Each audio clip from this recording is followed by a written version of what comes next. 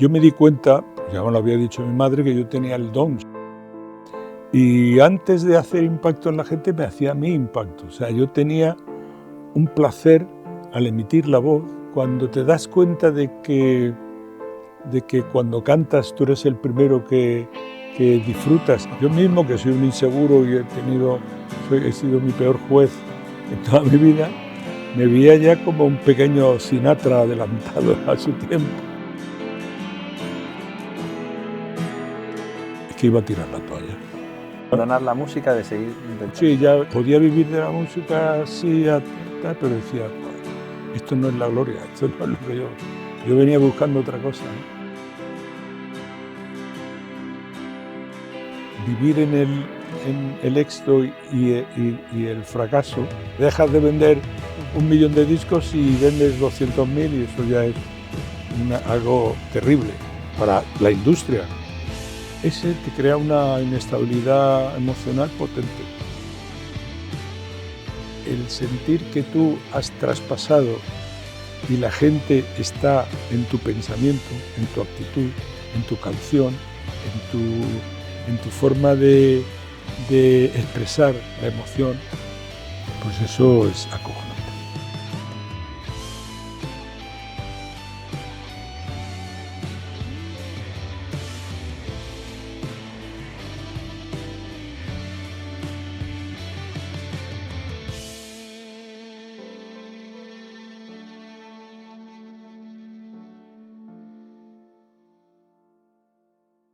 El ser humano tiene una cita con la evolución. En su condición sobrenatural, conecta tu interior al lenguaje de la vibración que te llevará a la luz. Porque esta vida tendrá sentido si es que logras ver tu universo espiritual. Te tienes que entregar a los aliados de la vibración, que viven en tu alma, dándote energía, dándote la gracia, dándote armonía, y así, esa cita con la evolución se llama amor. Hoy tengo el placer de conversar con Miguel Ríos. Miguel, ¿cómo estás?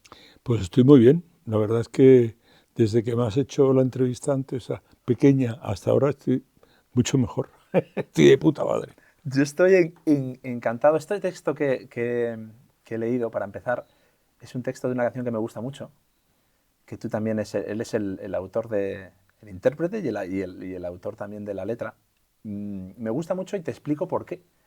Miguel, porque yo tengo 45 años, yo, y te soy sincero, nunca he sido un buen oyente tuyo. Es decir, me gustaban las canciones más populares, Santa Lucía, Bienvenidos, El Ro de la Cárcel. Estos oyentes saben que soy muy de Víctor Manuel, era más de esa época, pero el preparar esta entrevista me he escuchado muchísimas de tus canciones. Llevo en bucle muchas semanas. Y he descubierto mucha profundidad en muchas de las letras. Y eso me ha hecho tener una percepción diferente de la que tenía de Miguel Ríos. Hombre, es difícil. La obra de un tío que lleva 60 años grabando es muy difícil, y sobre todo tú, que eres mucho más joven, es muy difícil engancharte a toda. Quiero decirte que las músicas ocupan el espacio del tiempo en el que están hechas, ¿no? Y claro, pues tú, cuando yo hice esta canción, si tienes 45 ahora, tenías 3 años, 2 o 3 años. Y además es una canción que viene inspirada por el compositor Tato Gómez. Es un hombre muy espiritual y trajo a la banda del Rock and Rio. Este está editado en el disco del rock de una noche de verano. Él era seguidor de la escuela de Arica. Es una escuela de pensamiento, una filosofía así un poco a caballo entre el Oriente y el Occidente, y fue muy popular en los años 80, tuvo muchísimos adeptos, y la verdad es que a la banda le venía muy bien tener un asidero que no fuera tan materialista como es el rock. Y a mí me venía muy bien como ser humano y también como compositor, ¿no? Porque me ponía en una situación en la que, yo había estado en el camino equivocado, quiero decir, desde el colegio, los salesianos. Yo salí del colegio y me hice ateo inmediatamente, o sea, ahí fue como una especie de rechazo absoluto a una, a una estrategia que yo veía, fíjate, para un niño descubrirla, pues era torpe, ¿no? Que era predicar sin dar ejemplo, o sea, simplemente. Entonces, mm, aunque yo les estoy agradecido a los salesianos porque me educaron en cierta forma, de una forma gratuita para personas sin posibilidades, que era su tarea, su otra tarea, educar a los más desfavorecidos, a la gente que no tenía posibilidades de ir a colegios privados y cosas así, ¿no? Y entonces esto me dio como una especie de otra espiritualidad. Descubrí que no era una oración al uso, sino que era más una mirada interior, un entender, en cierta forma, que, la evolución no tiene por qué ser una cuestión. De hecho, hay muchos que niegan la evolución desde el punto de vista religioso, y se quedan en el creacionismo y de pronto pues nos damos cuenta de que se reniega de dogmas científicos absolutamente eh, asentados, ¿no? Y claro, era mezclar esas dos, esa evolución que yo decía no era una evolución espiritual, pero también del conocimiento, del respeto al otro. Y me vino Me muy bien. gustó De mucho. hecho, Tato Gómez es un tío al que quiero muchísimo y un compañero con el que comparto mucho. Y precisamente ese hálito espiritual me vino muy bien. Yo quería presentarte de una manera especial y es complicado, ¿no? Describir quién es Miguel Ríos con toda tu enorme trayectoria. Y me he basado en lo que Víctor Manuel, nuestro querido Víctor Manuel, a mí me dijo en nuestra entrevista sobre ti, unas palabras, y luego unas palabras que dices tú también en tu libro que tenemos aquí, en tu biografía, para que la gente sepa un poco de tu voz y la de un buen amigo, quien es Miguel Ríos. Eh, pues Víctor Manuel me dijo, Miguel Ríos es un ser luminoso, divertido y con un punto de disparate que es una golosina para cualquiera. Así te definió Pues es que Víctor. Víctor es un hacedor de frases rotundas. Es la mejor descripción que he oído. Y no me lo ha dicho a mí nunca, porque ya sabéis que él es también un poco tímido, Sí, tiene sí lo es. un componente de. La verdad es probable que me quepan ese tipo de definición. Yo me encuentro retratado en eso. Eh, ¿Sabes qué pasa? Que yo a Víctor lo conozco desde que vino a Madrid, no de hacernos amigos inmediatos, porque yo ya estaba digamos, en el escalafón, estaba un poco antes que él, porque había tenido 4 o 5 años ya, o 6 años de hacer discos. Eh, y lo vi en mi entorno, porque quiero decir mi entorno es que el entorno de todos, Radio Madrid, en fin, donde íbamos a Os veíais ahí a promocionar, menudo. claro, y nos veíamos allí y tal. Y a mí siempre me pareció un tío fascinante porque desde la timidez, o sea, desde no alardes de expresionismo, como no ha tenido nunca él, veías que era un tío que sí eh, tenía una forma de mirar el mundo que era muy Peculiar. particular, pero además muy fiel. O sea, no era, yo soy más mercuriano y puedo tal, por eso dice el tipo divertido y Tú un dices de poco. ti, al final del libro El Azul, la última página, cuando te despides, dice, soy un ser humano como tú, de tu misma estirpe rockera que tuvo la suerte de crecer con el don de emocionar con su voz. Sí, la verdad es que yo eso me lo descubrió mi madre, pero yo eso se descubre muy pronto. Si tienes eso y a toda la gente que conozco, todos los compañeros que empezaron sus pinitos en el salón de su casa, o sea, ahí llegabas porque había una cosa que es mercantil, o sea, tú querías que tu madre te diera la pasta para irte al TV a comprar el TV, ese tipo de cosas. Yo en los Salesianos entré y cuando entramos, eh, sabes que ellos tienen una desarrollada galería salesiana que son obras de teatro, tenían un espacio grande para hacer los fines de curso, y había algunos, de hecho hacíamos montábamos algunas otras piezas así con gente que cantaba, gente que recitaba poemas y tal.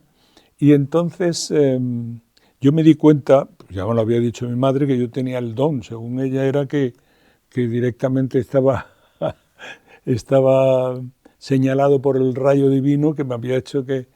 Pero, ¿sabes qué pasa? Que no sabes si es por cariño la proximidad, Materno. pero en el colegio sí me di cuenta porque cantaba la de este Fideles, ¿sabes? Todas esas canciones de coro y sí me daba cuenta de que la voz viajaba y antes de hacer impacto en la gente me hacía a mí impacto. O sea, yo tenía un placer al emitir la voz. O sea, cuando, cuando te das cuenta de que cuando cantas tú eres el primero que disfrutas y si no disfrutas es que no estás haciéndolo bien.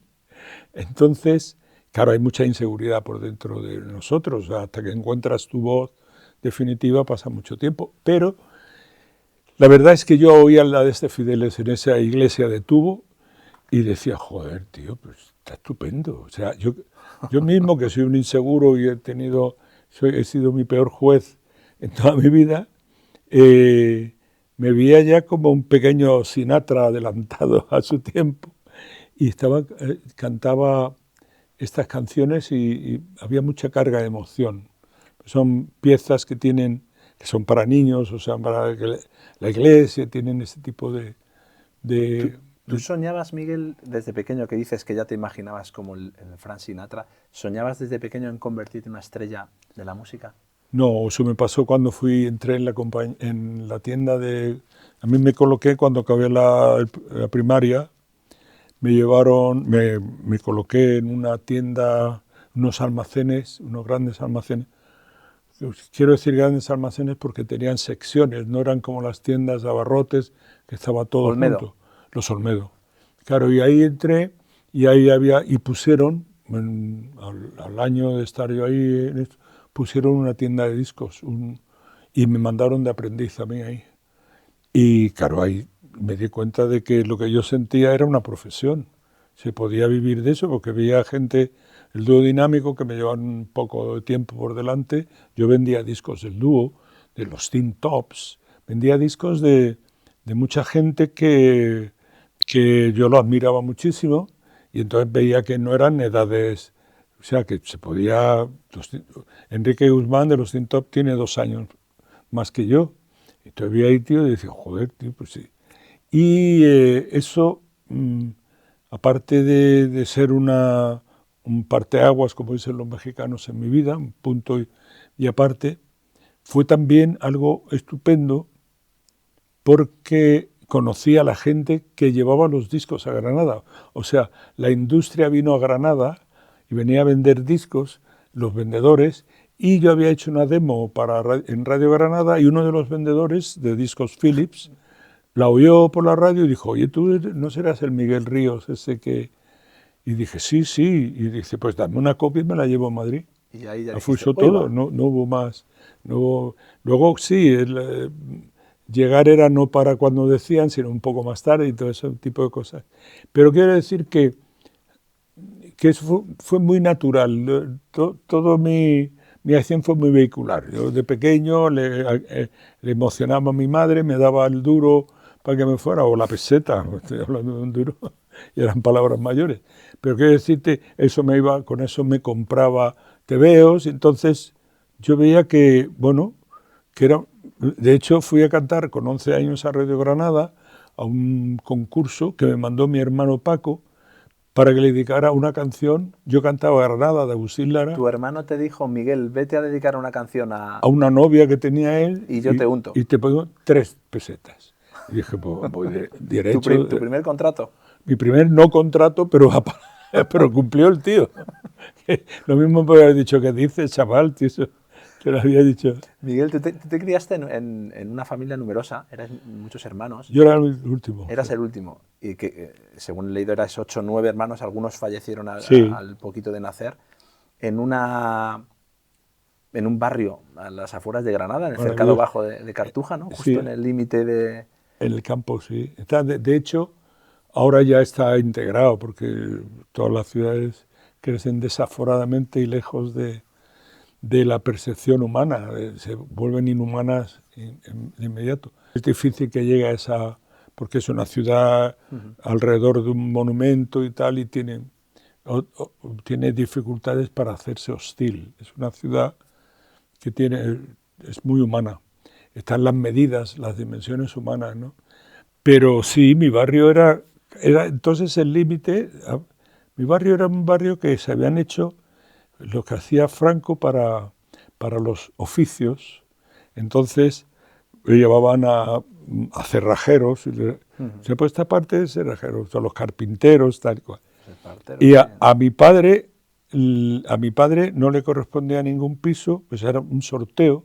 Habían sobrado 2 casas y mi padre tenía mucha suerte y tocaba la cesta de Navidad, las tómbolas y todo eso. Y bueno, le tocó ese piso. Y estuve donde yo nací y donde viví. ¿Tú naciste? Para que la gente lo entienda, en tu época naciste en tu casa. Tu madre te dio a luz en tu casa, en nada de hospital. Pero si era hospitales, no se paría con la parturienta en tu casa, claro, comadrona, y nada, eso era, nacer y morir era muy habitual entonces. Y te morías en tu casa. Época de posguerra, estamos hablando del año 40 y... Yo nací en el 44. 44. Justo el día después del día D. ¿Sabes? El día D es el desembarco en Normandía. Yo me fardaba mucho de pequeño porque decía, ¿cuándo naciste tú? Después del día D. Entonces me compraba todos los tebeos de hazañas bélicas y todo que hablaban del desembarco en Normandía. Yo me sentí ya señalado por la vida, por haber nacido en fecha de esa época, tan importante. Que yo entiendo que es muy diferente a la época que viven los niños ahora. ¿Recuerdas algo triste o algo que te conmoviera especialmente de esa época, del modo de vivir? No, yo recuerdo alegría. Alegría. Total, que estaba en una casa con 5 hermanas más y mi hermano Paco, que era el segundo mayor. Yo era el niño. Mi padre me llamaba el rejún, que es una forma de decir el último en la Vega Granadina. Pues mi padre era de Chauchino, puesto un pueblo al lado de Fuentevaqueros. Y ya te digo, yo nací en una explosión de hormonas. Entonces, porque mis hermanas me llevaban, mis 2 superiores a mí tienen 6 años más que yo, son mellizas. Y ahí a partir de 3 años, 2 años, 3 años, hasta mi hermana María, con la conviví, que murió, pues ya no me acuerdo cuándo murió mi hermana, pero tenía 16 años más que yo.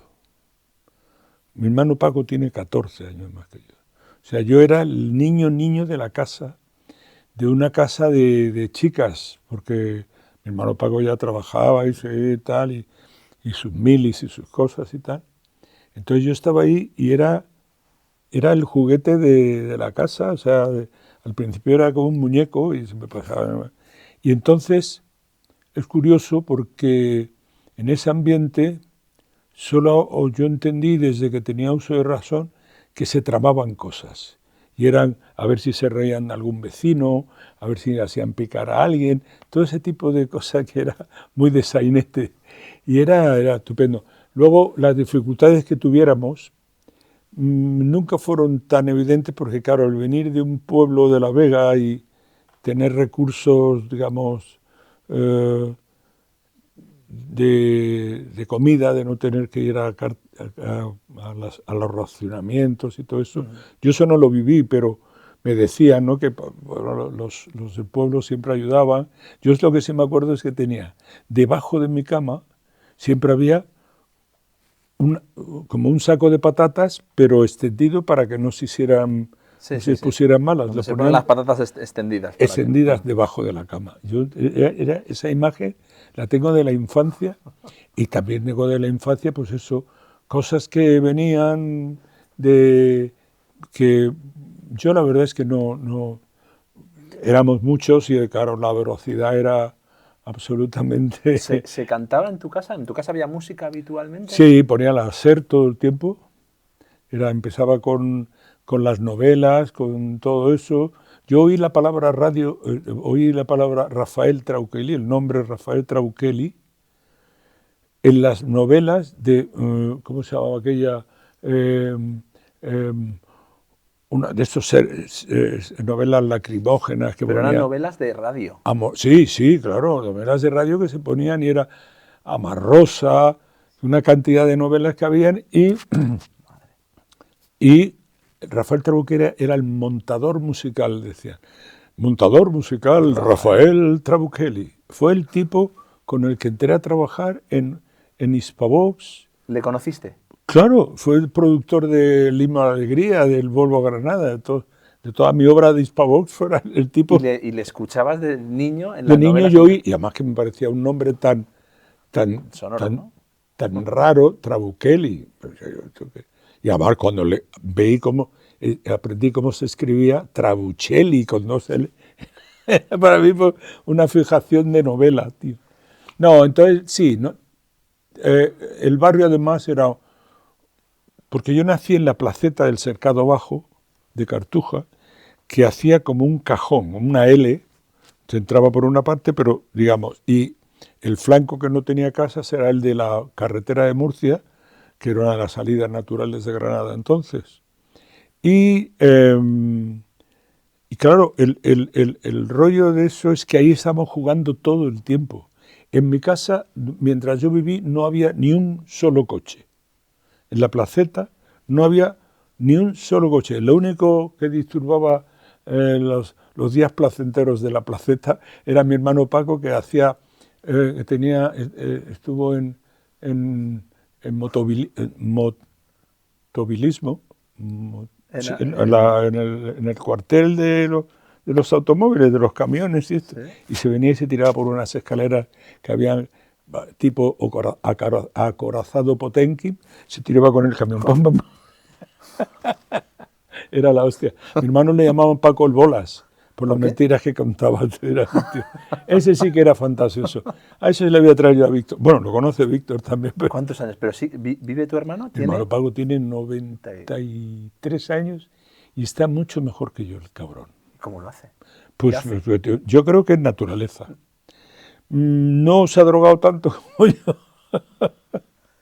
y no ha tenido una vida mucho más, pero no, un tío, una naturaleza increíble.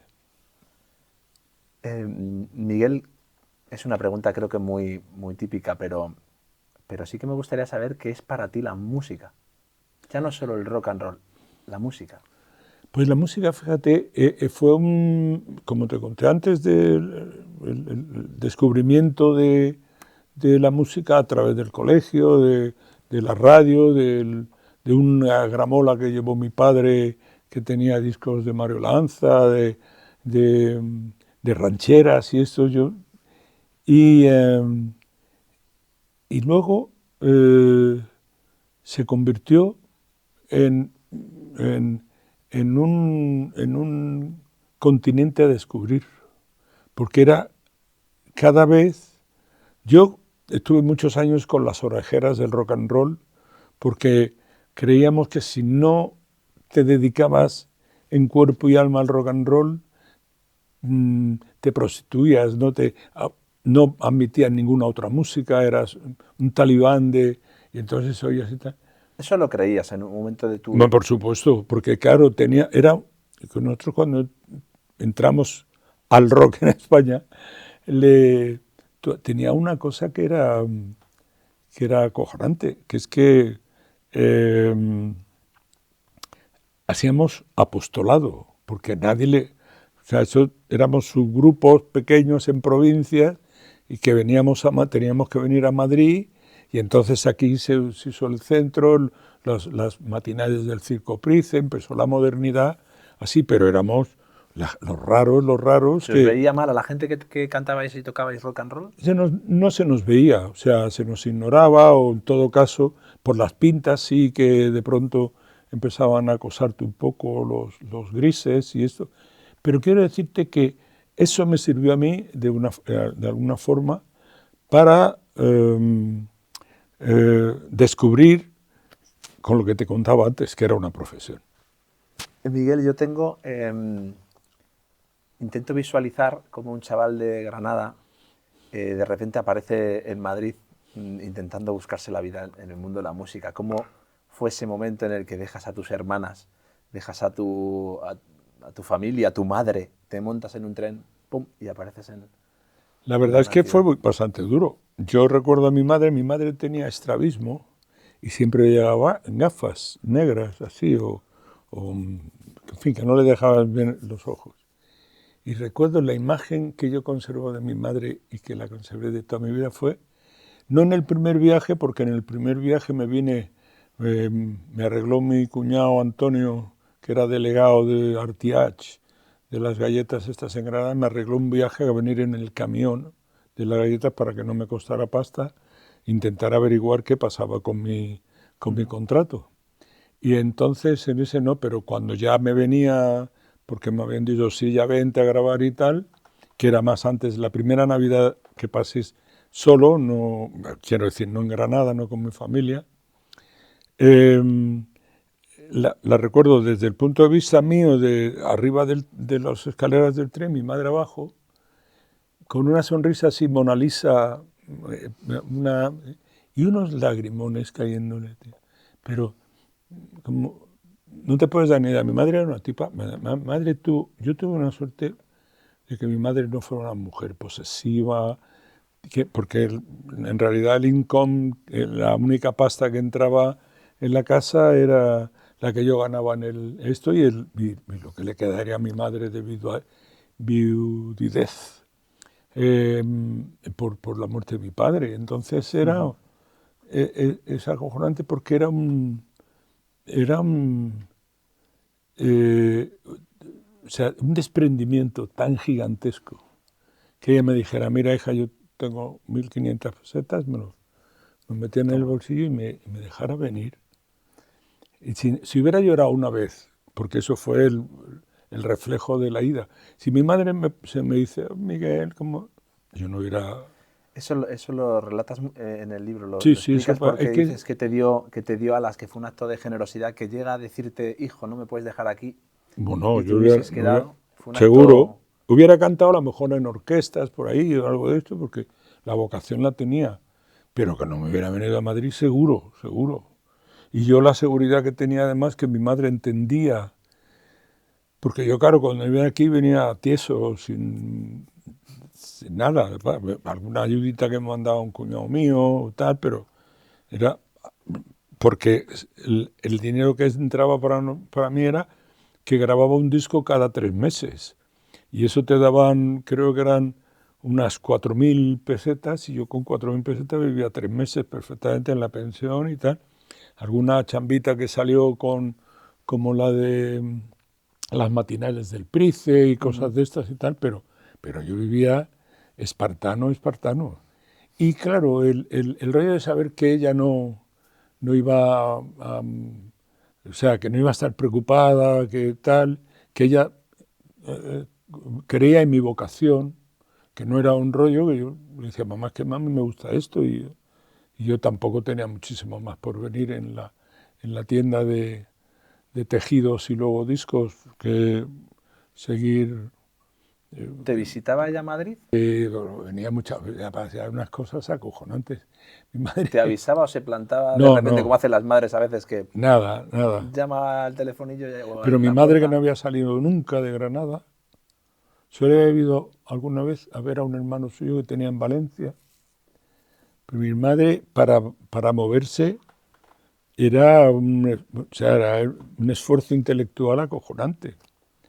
No, y venía porque creía que la engañaba. Y la engañaba, claro. Perfectamente. ¿Pero le Sí. engañabas en qué sentido? En decirle que En que todo estaba iba mucho fenomenal. mejor, claro. Exactamente eso. Yo tengo la suerte de este libro, está todo lo que yo no recordaba de mis primeros años en Madrid y todo eso, está ahí fielmente reflejado porque mi cuñado Antonio, el mayor de mis cuñados, un tío que alguna vez me ayudaba a pagar la pensión y eso, este hombre guardó todas las cartas que yo le mandé a él. Y eran cartas tipo, me pasa esto, lo otro, que era como si hubiera tomado el sitio un padre, el título del padre, ¿no? Y yo le decía tal, no, y tal, y por lo que yo veo, porque yo no conservo ninguna de las cartas de él, pero en mis respuestas a las cartas de él, yo veía que por donde me atacaban, había una que era cojonuda, que era Rafael. Rafael y yo firmamos el mismo día el contrato. Rafael, el cantante. Rafael, el gran Rafael. Y firmamos el mismo día el contrato con otra chica de Granada que se llama Lee Morante, que aguantó solo 3 discos. Pero una chica, yo estaba enamorado de esta tía, pero yo la miraba, pero una chica, una porcelana. Y entonces mi cuñado me decía, oye, dice tu madre que está oyendo mucho a Rafael, porque yo le dije, he firmado con un chaval que se llama Rafael y tal, y ahora Rafael fue un despegue inmediato, o sea, ese tío empezó a cantar y a triunfar. Y yo le decía, mamá, es que yo no soy comercial, yo tengo... Le decía, a nosotros no nos gusta la comercialidad, mamá, nosotros vamos por el rock and roll. Unas trolas le metía así acojonante. No, pero fue. Y ella venía y me pillaba en Elvis, me pillaba algunas veces en situaciones rocambolescas que la salvaba de puro milagro, tío. Porque mi madre me dijo una vez, hijo mío, si a mí me dicen que tú has matado a alguien, yo no lo creeré. Fíjate tú la fe que tenía esa mujer en mí. O sea, no concebía que yo pudiera hacer algo infame, hostil, para, o sea, tuviera... Y entonces, claro, ella venía y tal, y nos pillaban, tío. A mí me pillaron algunas, tío, me pilló, pobretica, pero era todo imaginación. Yo me la llevaba cuando no podía, como vivía casi siempre en pensiones, y algunas veces, que eran las más peligrosas, vivía en casa de algún amigo, porque ahí ya, a un amigo que se habían ido de vacaciones los padres, pues decían, vente aquí tal y dejas de pagar la pensión y eso y tal. Y que eran vacaciones de 3 meses, aquellas antiguas, ¿no? Y entonces era cojonudo, porque claro, ahí siempre me la llevaba a un sitio, la entretenía, hasta que salía el tren por la noche. No se quedó nunca a dormir. Era ir y volver. Hasta que no tuve mi primera, de noche, en los trenes de listones en carne viva, estos trenes de madera, de asiento de madera, y luego, claro, ya cuando tuve mi primer apartamento, sí, se venía un tiempo aquí, pero claro, tenía a sus niñas allí, a sus hijas. O sea, niños, que las niñas que están solas, que tienen que ir... Era una madre Sí, gallina... total. Es decir, ella ha hecho que, digamos, mi familia esté por encima de todo lo que hay en la vida. O sea, quiero decirte, a lo mejor suena un poco rimbombante y demasiado potente, pero quiero decir, para mí mi familia es el núcleo y eso lo construyó ella, porque era una gallina cueca, estaba todo el tiempo aprendiendo a uno, a otro, y cuando empezaron a caer nietos, eso fue una avalancha, 20 nietos en 5 o 10 años, menos de 10 años. Pues claro, se pusieron a parir todas y no existía la píldora. Y yo le decía, niñas, que hay una cosa que se llama la píldora. Y veía otra barriga y otra barriga. Era acojonante y ella encantada, ella encantada. ¿Y de tu padre? ¿Qué recuerdas? Estamos Mi hablando mucho padre de tu poco, madre. mi padre recuerdo poco. Era un hombre muy seco, muy Fíjate tú que yo recuerdo más de mi padre por la muerte de mi padre, porque en el entierro fue muchísima gente. Y yo creía que tenía un padre que no era popular, porque era un tío que no decía nada. O sea, a mí no me contó nada de la vida ni de la nada, nada. Bueno, no se estilaba entonces, que nadie te dijera, niño, que esto va por aquí o por ahí. O sea, algunos habrían tenido suerte y eso, ¿no? Pero a mí nunca. Y tenía ese rollo que eran muy sentencias, es un tipo que tenía... Era un labriego, y como labriego era muy para adentro. Luego estuvo en un aserradero, trabajó durante toda su vida en un aserradero que estaba a la entrada de Granada entonces, Aserradero San José, y él se hizo experto porque había las choperas de la Vega de Granada. Él, como haber ido tanto a ver madera, sabía lo que era y tal, entonces y era tan, parece que un hombre tan justo también, que lo llamaban a ser tasador. ¿Sabes que las choperas se dice, aquí hay 1.200 chopos? Y eso es una visión de un tío. Puede haber 2.000, 1.220, pero no se ponen a contar chopo por chopo. O sea, tienen que ir y tienen que fiarse de alguien. Y mi padre hacía esto cuando ya se jubiló, destrozado por el serrín, que le entró en los pulmones de una forma... Ya se jubiló y ya iba el hombre ahí. Yo volvía de él, lo recogía en un bar que había en mi calle para subir en la carretera de Murcia. Para subir yo salía de los Salesianos, me iba por ir al bar este y nos subíamos, porque sobre todo en verano y eso, en primavera, verano, habían puestos de sandías, de melones, ¿sabes? Antiguamente las ciudades tenían ese tipo de tal, y yo cogía el melón y lo subía para el postre y tal.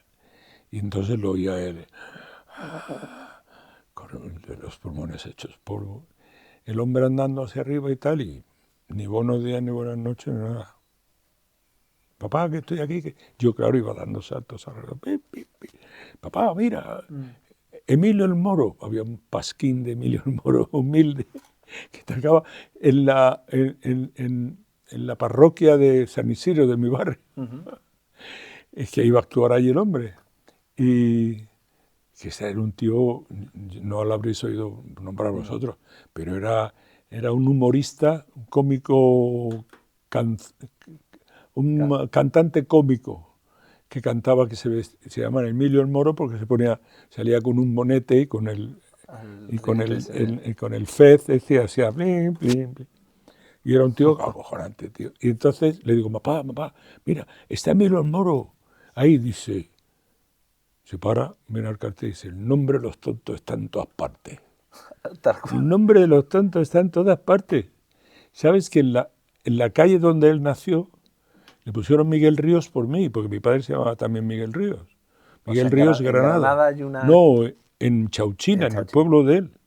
Justo, y digo yo, papá, si te levantas ahora y ves Miguel Ríos ahí y te crees que es por ti, el nombre de los tontos está escrito en todas partes. me pasa con ese pensamiento muchas veces, digo, oh, mi padre, tío. Pero era un hombre justo, era un hombre que, también te digo, tener hijos en la vida, en un tiempo en el que los hijos los tenías por castigo, creo yo, porque yo no fui un niño querido, supongo, porque, porque lo que viene, tío, no como yo he sido padre queriendo. Entonces mi ligación con mi hija es absolutamente 1.000 millones de veces más profunda que la de mi padre conmigo. Yo supongo que a él le dolería si a mí me pasaba algo de esto. ¿Tú echabas o echas de menos eso? ¿Una figura de un padre más cariñoso, más No, cercano? porque como estaba acostumbrado y sin embargo con las niñas llegaba él, le hacían bromas. Mi padre tuvo cataratas y todo eso, y entonces hubo toda una liturgia que mi padre llegaba y le tenían las niñas las pantuflas puestas para que se sentara. Bueno, yo digo que tendríamos los chicos de mi generación, los hombres de mi generación tendríamos que presentarnos y decir, yo soy Miguel Ríos y soy machista, como los alcohólicos anónimos, porque eso no se nos va a quitar en la vida. O sea, yo por más que luche contra... Es que no me dejaban levantar a llevar el plato a la cocina, porque había chicas, no me dejaban traer... O sea, Sí, era eras- acojonante eso, ¿cómo queremos ahora que yo tenga una mente absolutamente igualitaria si no lo pienso? El atavismo viene de que, oye, sí, chicas, ya es mi trabajo que me estoy haciendo, decir, oye, cuidado, tío, que no es todo como la infancia, sino, pero es que era una cosa, tío, que, claro, si nos presentáramos y hola, soy Miguel Ríos y soy machista. Empezaríamos a decir, bueno, la semana pasada llevo sin pegar a mi mujer durante 4 años. Claro, sería una cosa... Barbaridad, sería No, una... Sí, no. pero deberíamos de montar esto de que el machismo puede que no sea... Y parece ser que son machistas las nuevas generaciones también, por una serie de elementos, ¿no? Ujú. Pero claro, es que debería hacer eso, decir, oye, tío, si yo reconozco lo que soy, puedo evitarlo. Es el Si primer no lo paso, claro. reconozco, pues será muy difícil que lo evite, Claro.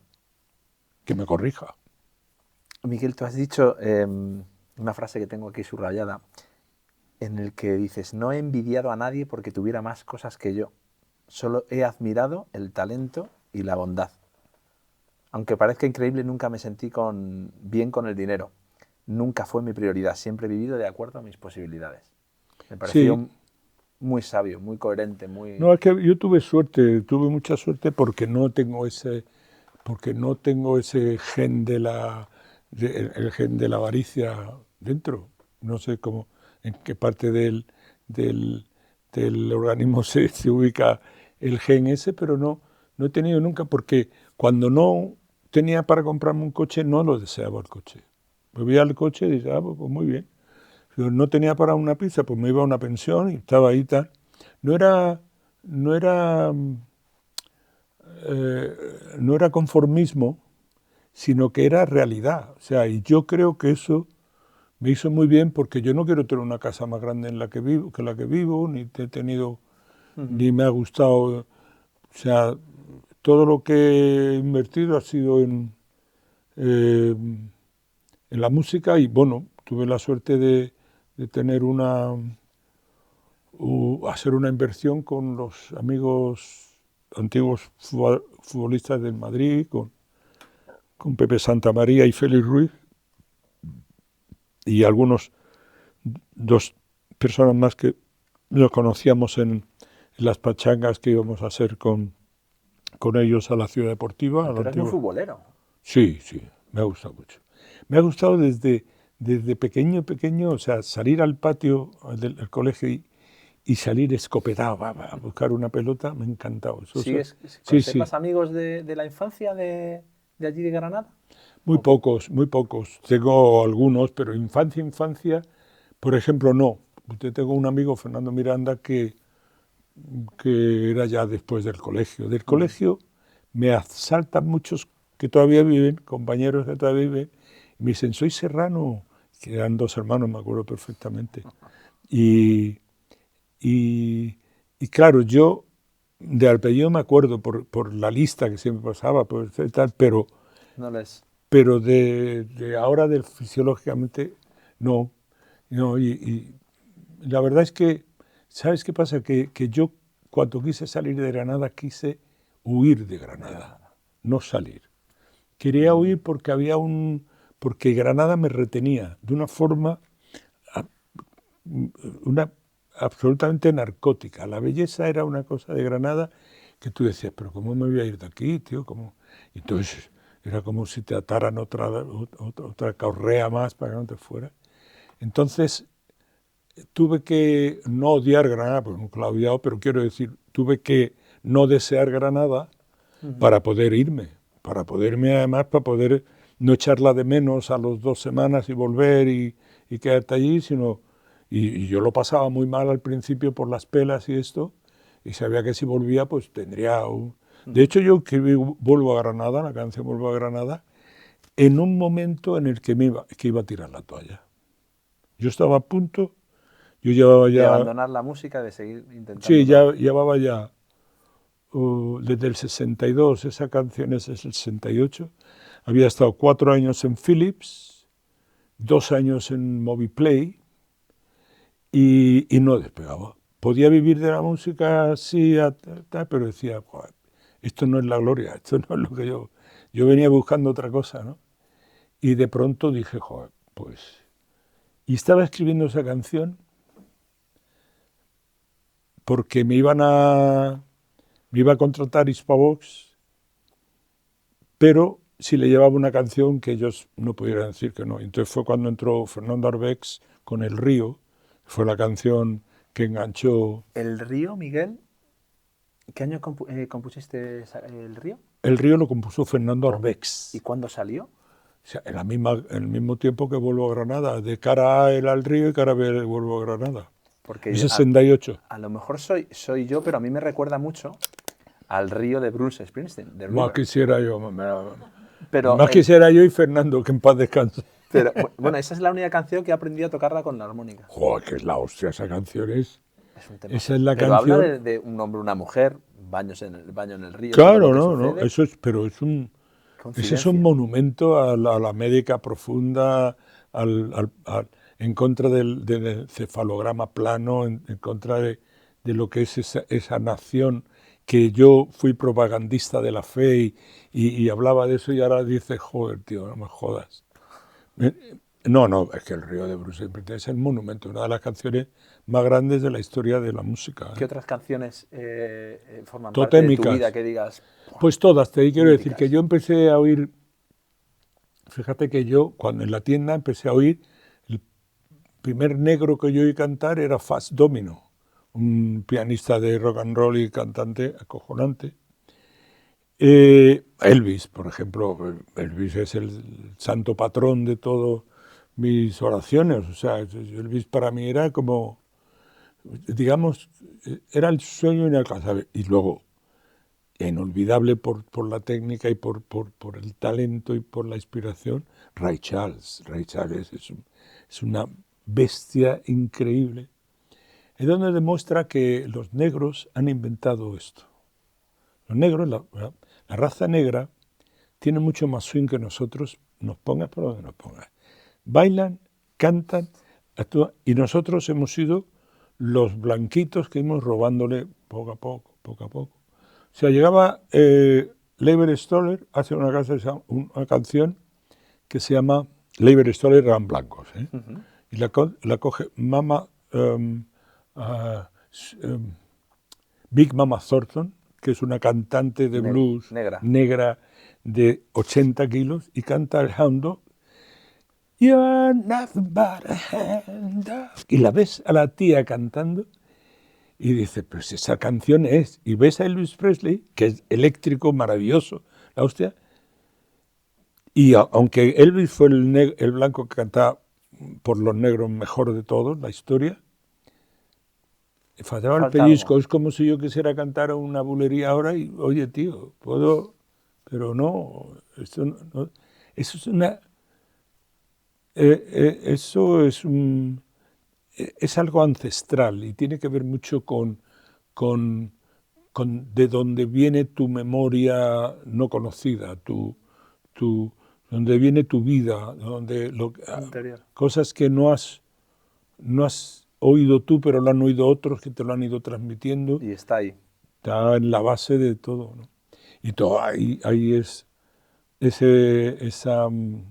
yo la verdad es que como no soy envidioso he admirado mucho, me ha gustado mucho admirar a los compañeros. Me pico mucho algunas veces porque digo, joder, tío, va a cantar mejor, yo me cago. Pero admito que cuando tengo que doblar la cerviz, la doblo como... Me preguntaba Beatriz antes, dices, tienes que preguntarle qué música escucha Miguel Ríos en su casa, cuando está tranquilo, cuando está solo, cuando le apetece. Yo no escucho casi música.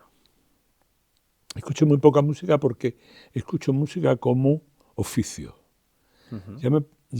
Cuando hablas con los cineastas que conozco, José Luis García Sánchez, estos, ellos no ven cine, ellos ven cine para aprender. Entonces yo oigo música para aprender, de quien sea.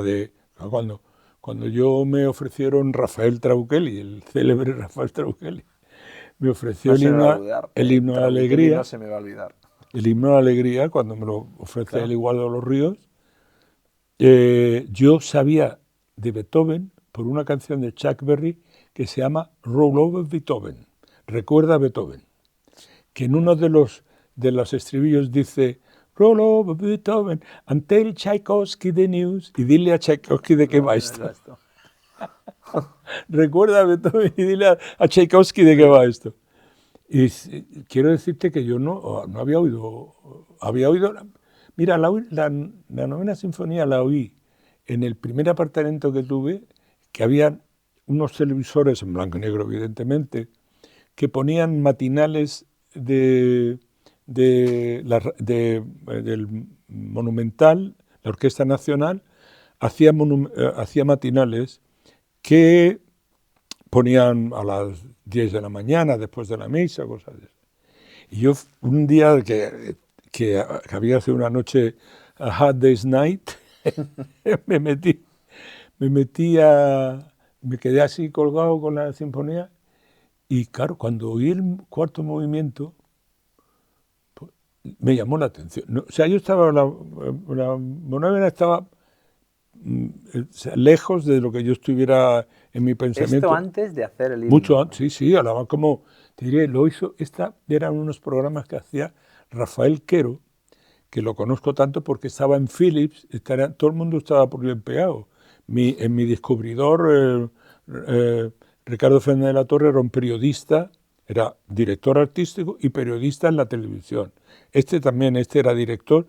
¿Sabes qué? Tenían un tío que le dijera, pincha las flautas, porque estaba leyendo la partitura y tenía que decir, oye, cuidado, la 2 a las flautas, la 1 al trombón, a los trombones. O sea, y entonces yo lo conocía él, bueno, de la compañía de discos.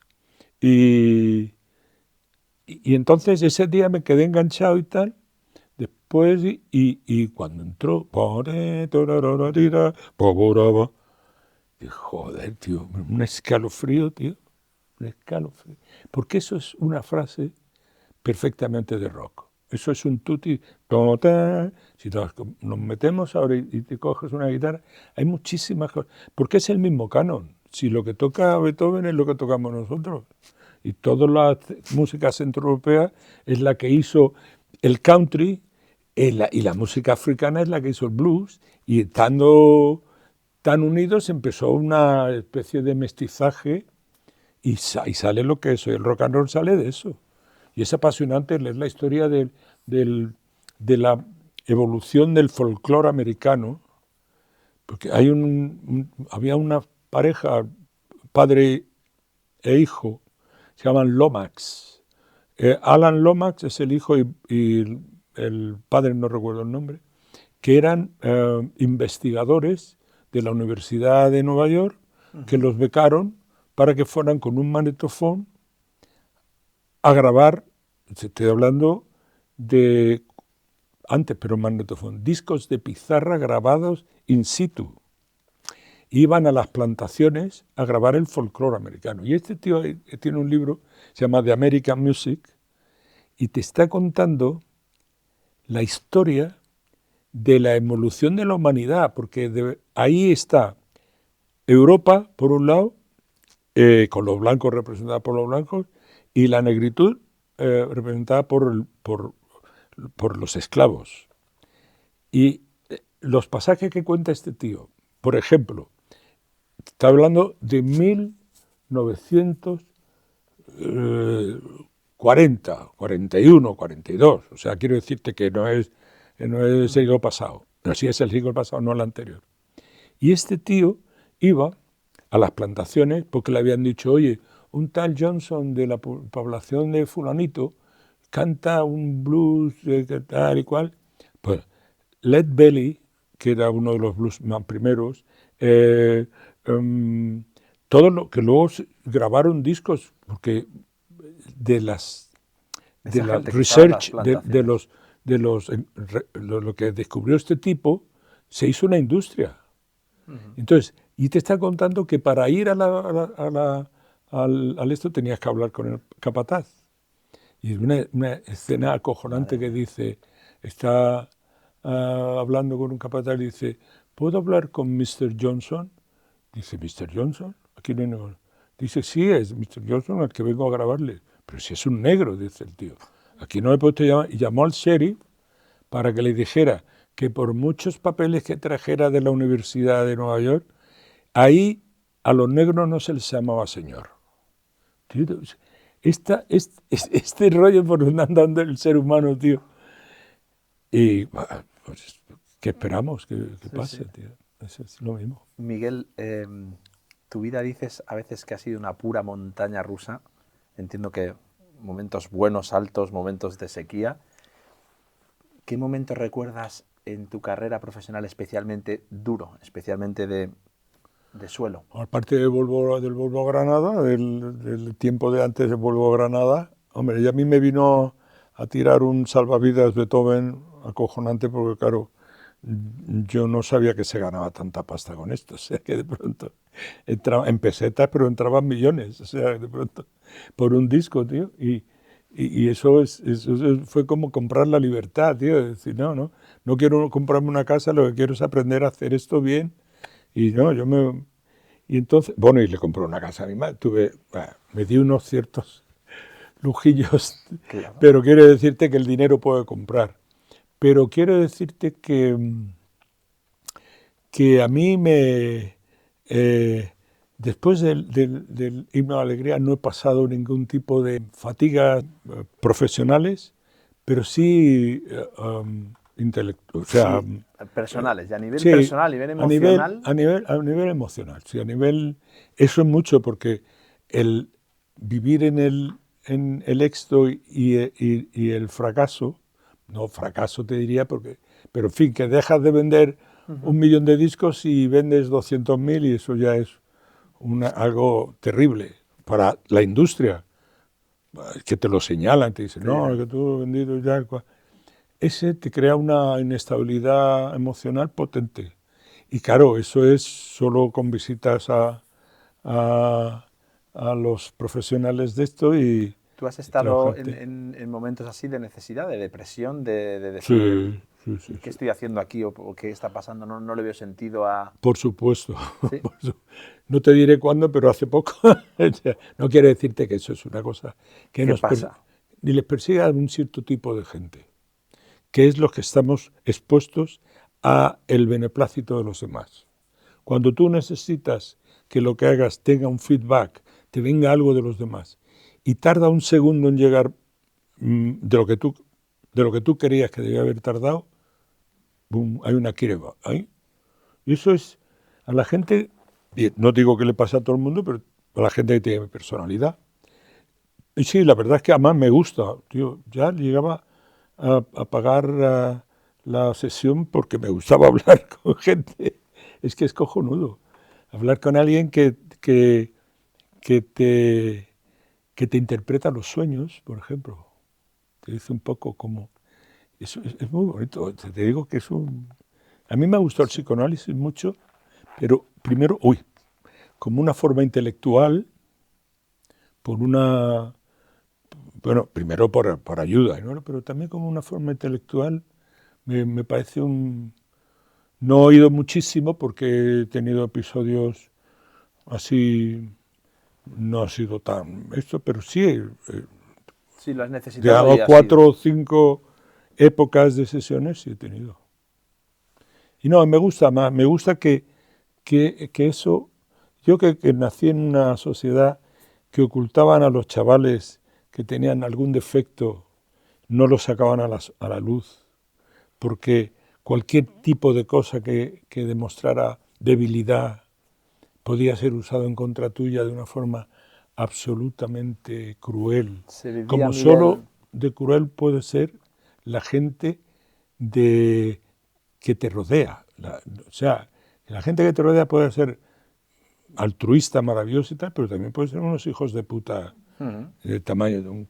Entonces hay gente que porque le salía a una niña con un polio, no, un polio no, porque ya era, pero quiero decirte, con alguna cosa psíquica que tuviera una malformación o algo de eso, los metían, los ocultaban. Y tú ves ahora cómo es el tratamiento, cómo hemos llegado el ser humano a comprender. Mira, voy a compartir contigo una de mis últimas conversaciones inspiradoras en este podcast. Fue una mujer que se llama Lari León. Ella es la presidenta de la Fundación A3 Media. Nació sin brazos Ah, y sin una pierna. Tiene 50 y pico años. he oído el nombre de ella, pero no le puedo Pues hace 50 y pico años nació así. Pues a mí me contaba, así como estamos hablando tú y yo, me decía, cuando yo nací, me retiraron directamente de mi madre y me entregaron a mi padre para que lo viera. No, mi madre no me vio. A mi padre le llamó el médico, esos médicos que antes te metían en la oficina, te sacó el vaso de whisky, el puro, y le dijo Antonio a su padre, le dijo, tu mujer no lo ha visto todavía, estamos a tiempo. Buah.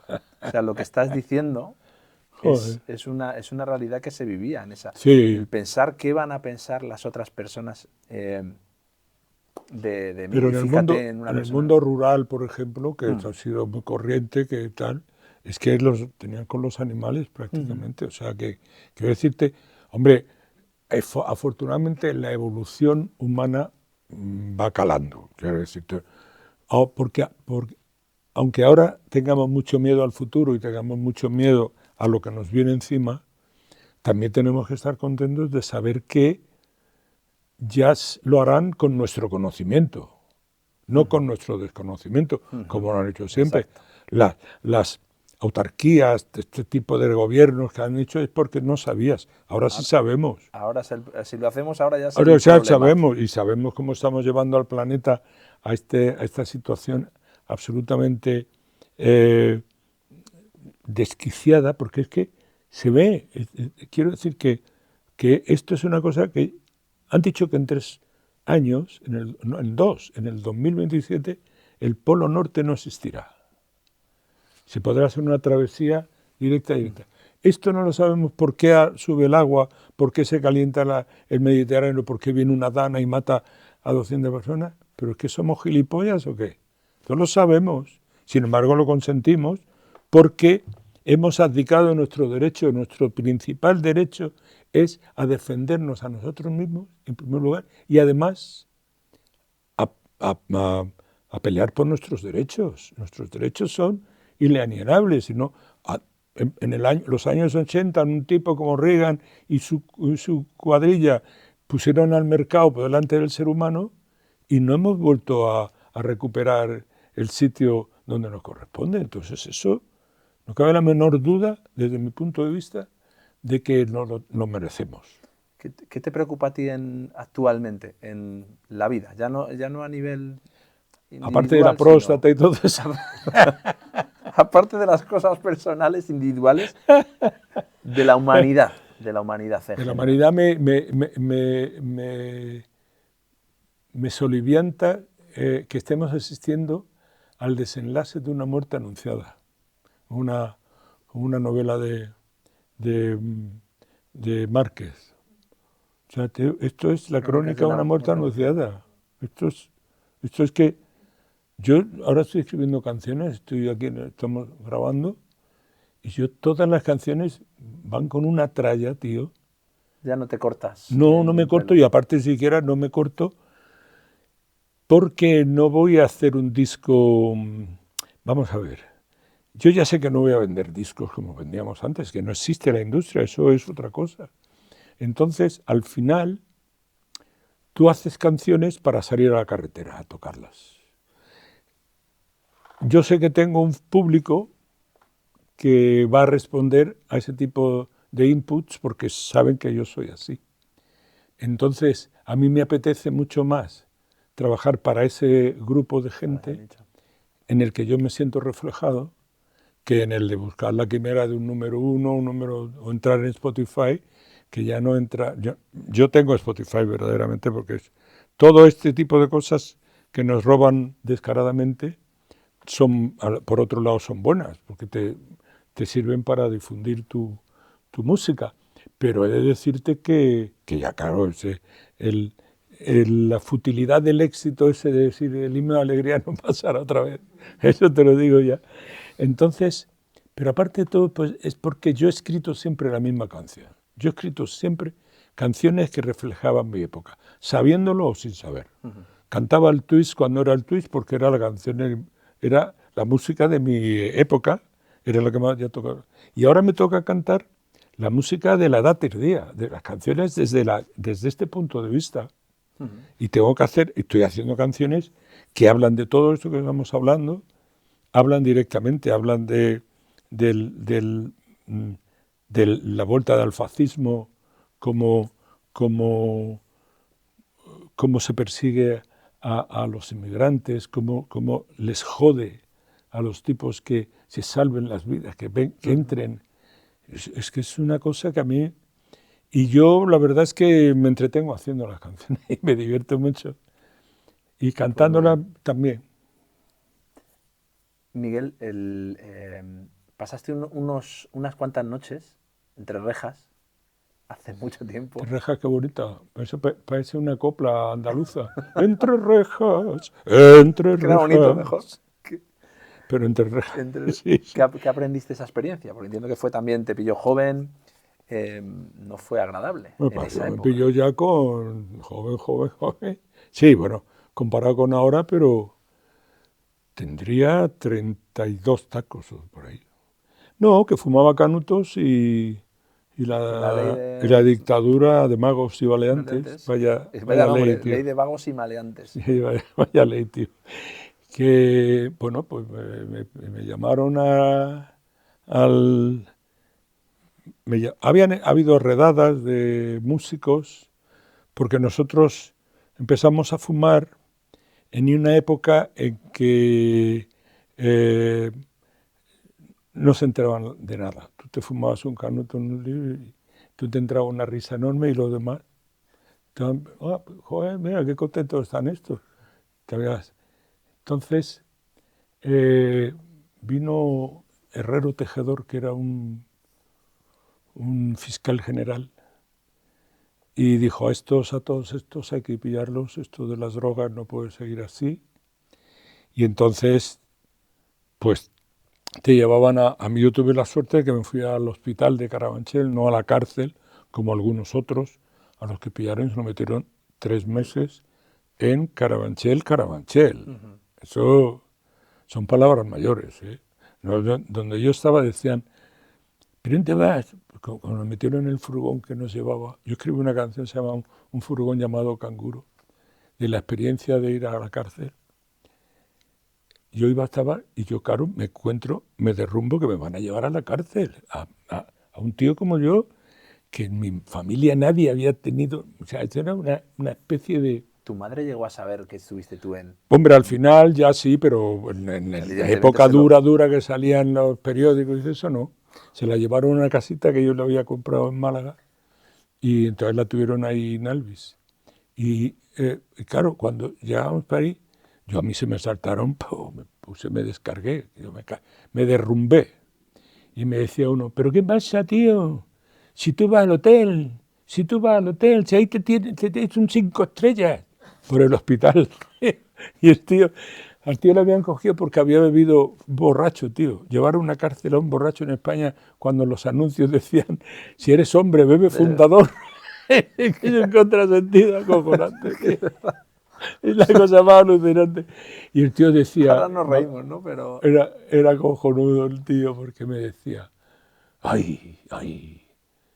mire, cuando me vuelva a mi casa, lo primero que voy a hacer, ya en el centro de templanza que ponía, el rollo era que tenían que internarte en un centro de templanza. El centro de templanza era un sitio donde tú tendrías que reconocer que no está igual, pero te llevaban directamente a la cárcel, o sea, templanza ni polla. Y entonces el tío que estaba allí por metílico, pues le dice el tío, ¿sabes cuándo me llega? Cuando me venga la conducción para llevarme a Sevilla, era sevillano, el tío tenía un arte, dice, cuando me venga la conducción para llegar a Sevilla, ¿qué? Y le decía, ¿qué va a hacer, Pepe? Y decía, cuando me den en el primer bar que encuentre, el que tenía que haberse ya rehabilitado, me voy a con un vaso de vino y ese sonido, yo me meaba allí, tío. No, pues fue un episodio muy desagradable porque te pone a ti en donde no quieres estar y sobre todo no sales, yo por lo menos no salí tan entero como entré. Yo salí quebrado de unas 72 horas en la Dirección General de Seguridad, oyendo gritos por todas partes, un tío que no había hecho nada nada más que fumarme un canuto, tío. O sea, oh, unos momentos. ¿Cuánto tiempo estuviste? No, se está 3 días en Dirección General de Seguridad, Y luego, luego te llevan al juez, en las salesas 2 días, y luego 20 días, 27 días en total. Fue mi calvario. Pero no, allí ya en la cárcel ya es otra cosa. Ya, porque somos cuartelarios, somos seres cuartelarios, somos seres gregarios, y entonces pues te metes en otra rutina, que es la de que los pobres, que no tienen pecunio es una palabra que vendí en la cárcel, además, que no tienen valecitos, compran valecitos, pues si tú tienes que hacer váteres, se los das a ellos, y el cabo Varas, que es otra figura increíble, te dice, no, mira, dáselo a fulanito que está tieso, no tiene nada de tal. Y el tío, lo van a ser encantado, va a lavar los váteres por ti. O sea, te establecen en el capitalismo, o sea, sigue todo lo mismo, todo. No, fíjate tú que yo he ido a cantar algunas veces a la cárcel por cantar, por ir allí, porque considero que es el invento más horrible de la humanidad, no poder regenerarnos de otra forma. Y ves que hay mucha gente que ha caído, pues como yo, porque un juez dijo, que se lo lleven a la templanza, tío, pero se podía haber dicho, si hubiera tenido la posibilidad de tener un abogado, que no lo tenías en la dictadura, tampoco, no podías. vamos, Tú te estabas tenías que ir vendido. al juez y decir, ¿se retracta o no se retracta esto? Puedes decir, me retracto, o se está como que no estás acojonado, no, lo siguiente, tío. Pues dice, no, yo sí, lo firmo donde diga usted. Y me voy. Y el tío que estaba, el secretario, nos está saliendo una cojonuda esto, el secretario que está antes de entrar tú y te dice, Miguel Ríos, ¿tú vas a decir que sí, que has dicho esto? Y yo decía, pues, ¿qué voy a decir si lo he dicho? Y decía, no me dijo, oye, puedes decir que no, dame una astillita, que la astilla era pasarle, esto lo arreglo por 2.000 calas. Y yo llego y digo, no, quiero mi abogado que venga y tal, y yo no entro. O sea, que todo era la confusión de la culpa también salesiana, además. Porque entras con ese rollo también y dices, joder, tío, a ver ahora mi madre si le va a dar algo, por esto es una cosa. Y Miguel, yo por ejemplo nunca he tenido trato con las drogas ni ningún tipo de... No he sentido nunca Mucho mejor, esa tío. atracción. No, te lo digo, ¿eh? En serio. Tú así que has convivido con ellas, has coqueteado, has No, probado... he intentado estar en mi tiempo, ser un testigo de mi tiempo. Y, por ejemplo, el LSD, que es una droga que si ahora me tomara un LSD palmaba, o sea, me volvía loco, seguro, total, porque es la destrucción del yo. El LSD es no reconocer, o sea, es una cosa rocambolesco, que tiene un principio maravilloso, porque ves la degradación de la luz, ves cómo respira el universo, o crees, y es tu propio bombeo de sangre que va a una velocidad y tú ves, ¡oh! Es una cosa... nunca renegaré de haberlo hecho. No lo tomaría ahora y si hay alguien que no lo quiere tomar, digo, no lo tomes, muy bien. Pero para mi tiempo, el tiempo en el que yo vivía, la sociedad que me rodeaba, los anhelos de libertad que teníamos, era eso, era estar en eso. Estar en eso, además, estar, pues como te decía antes, que hacía deporte sin haber hecho ningún ejercicio de calentamiento antes. O sea, simplemente el camino que viene, el tiempo que me toca vivir. Te preguntaba, Miguel, que si me resulta difícil entender cómo es compatible las drogas con la vida de un artista a quien se le exige tanto. Es decir, yo te he visto en escenario, te he visto en giras dando 150 conciertos, como decías, en un año. Pero nunca me he drogado para salir a tocar. ¿Tú eso lo respetabas como...? Hombre, no, aparte, no es que lo respetara, es que no podía. Si tú cantas con cocaína, te tomas cocaína y sales a cantar, si te va la voz, no tenemos ejemplos. No, eso es... No. Las drogas tiene que ser... Lo de las drogas, y yo no las recomiendo para nada, es un camino interior propio. Si tú banalizas las drogas y las tienes como entretenimiento, no te sirven de nada. O sea, digamos que, bueno, yo no he tomado nunca heroína, pero por eso no me he enganchado nunca con nada. O sea, a mí me ha costado mucho más trabajo quitarme de fumar que dejar de fumar porros. Mucho más. Aparte de todo porque el organismo va deteriorándose y lo que aguantabas al principio, al final, si te lo tomas, te lleva para otro barrio. No, el cuerpo, si tú le tienes respeto a todo lo que te pasa con él y alrededor de él y contigo mismo y tu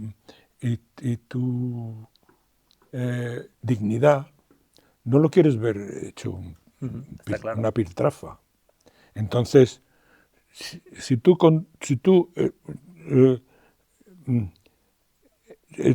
crees que puedes controlarlo, hace. Y si no lo puedes controlar, ya te avisará la droga, te avisará.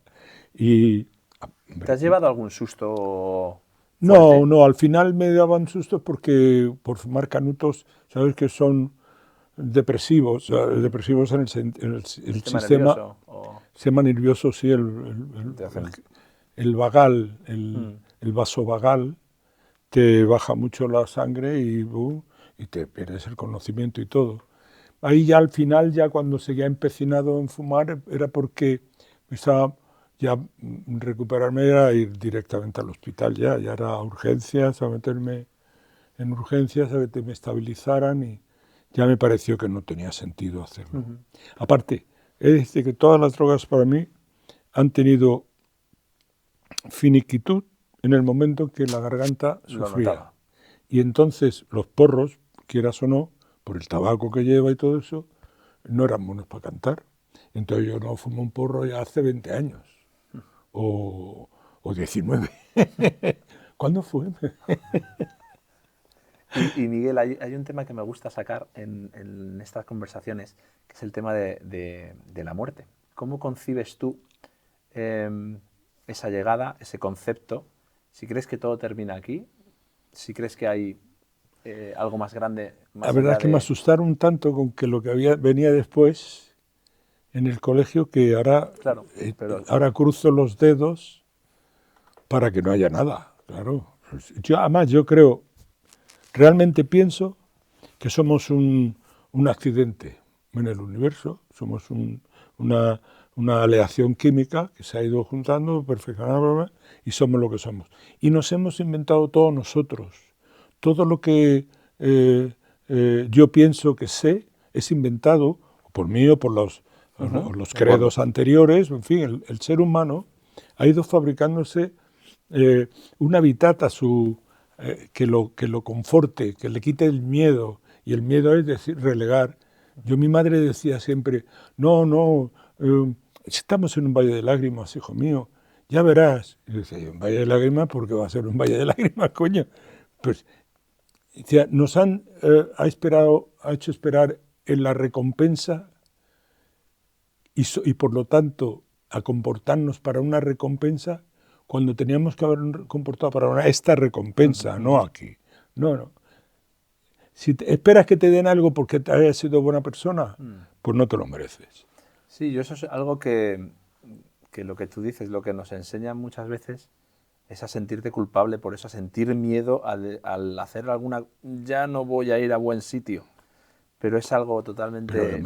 es una creencia... Pero la ciencia ha demostrado totalmente que es un bulo, como ahora los creacionistas que quieren volver a Adán y Eva. No me jodas, tío. Pero si hay seguimiento de cuando está... Bueno, la cartografía de los huesos del ser humano por cientos de miles de años ya está aquí. O sea, que hace que el Viejo Testamento son 2 novelas de terror. Y los salesianos hacíamos una semana espiritual, que no podías hablar fuerte, que tenía que estar, ejercicios espirituales. Y en esos ejercicios espirituales teníamos que forrar los juguetes, las cosas con las que jugábamos, para que no se hiciera ruido. O sea, te quiero decir que era un hablar del infierno, un hablar de la culpa, un hablar del... que era, decían, pero no ve, tiene que haber otra cosa. Y ya te digo una cosa, que eso no tiene que ver, es que ya se sabía. La teoría de Darwin viene de la hostia. O sea que, yo creo que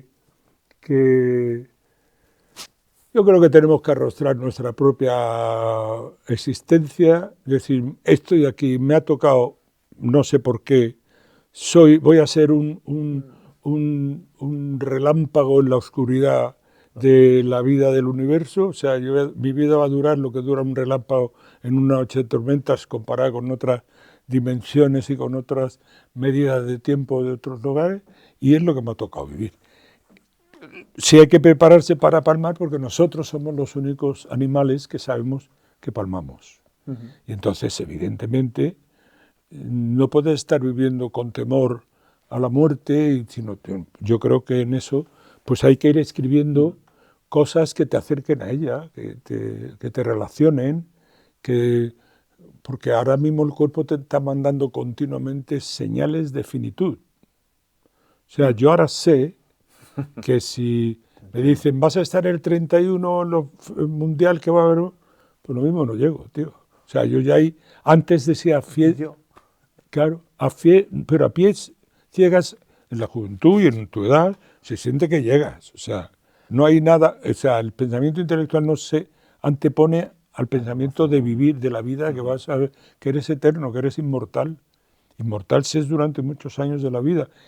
Y te digo, cuando vas acercándote, yo estoy escribiendo una canción, se llama En la rampa de salida, y que cuenta eso precisamente, ¿no? Cómo van habiendo signos y gentes con las que estás viviendo que te están diciendo, oye, estamos en la rampa de salida.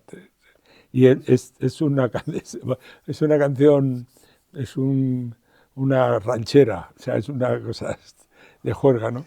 Pero quiero decirte que pues lo he asociado con la muerte, el culto a la muerte que hay en México, que sabes que es genial. Sí. Yo estuve un fin de año, en un 31 de noviembre en Pátzcuaro, es una isla un sitio en Querétaro. Es un sitio donde en la noche de muertos se va la gente a los cementerios y les hace en los cementerios, ponen sus altares, ponen sus bebidas, le ponen bebida a los muertos y tal. Y la excusa es ponerte ciego, pero bueno, también adorar a los muertos y todo. Y recordarte de ellos, de sus esos. Pero Pátzcuaro es un lago en Guerrero, en la provincia de Guerrero, que es acojonante, porque vas por el lago y vas viendo, o sea, lleno altares de en las orillas y todo por todos islitas y todo, sí, vas viendo tal y todo. Luces con... Sí, el incienso, luces, una pasada. No llega a ser espiritual, pero yo creo que para mí, desde el punto de vista mío, fue más. Evidentemente es una vivencia para los mexicanos muy diferente a mí. Yo lo vi como un acto folclórico, como cuando alguien viene a la Semana Santa aquí y ve la representación de la Virgen y se pone ahí a levitar. Pues si lo sientes, quiero decirte que yo lo que soy es permisivo. O sea, yo no voy como la gente, estos que no quieren que haya matrimonio libre o que no haya tal, o con los gays y esto y tal, que les quieren imponer que no sean gays. No. Yo lo que no quiero es ser yo, pero si quiere ser la gente, que lo sea. Yo lo que no quiero en ese sentido es decirle a alguien que no vaya a Semana Santa. Todo lo contrario, en ella me crié pero que creo que, en fin, que ahora no me enrollo. Miguel, como músico, ¿qué es lo mejor y lo peor de esta profesión? Pues lo mejor es triunfar y lo peor es fracasar. Tan Sencillo, simple. simplemente, tan simplemente como eso. No, quiero decirte, lo mejor es gustar. Saber tú notar que eso es impagable. La verdad es que nos pagan porque no saben lo que disfrutamos.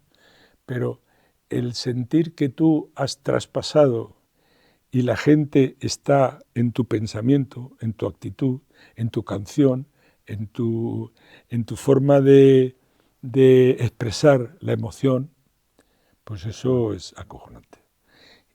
Lo peor de todo, yo me acuerdo que algunas veces cuando empezaba y un poco más adelante también, en la época de la incompresión, los años 70, yo hice una gira que se llama Conciertos de Rock y Amor en teatros y tal, pero tenía que hacer muchos bolos en pueblos también, y en ferias y esto.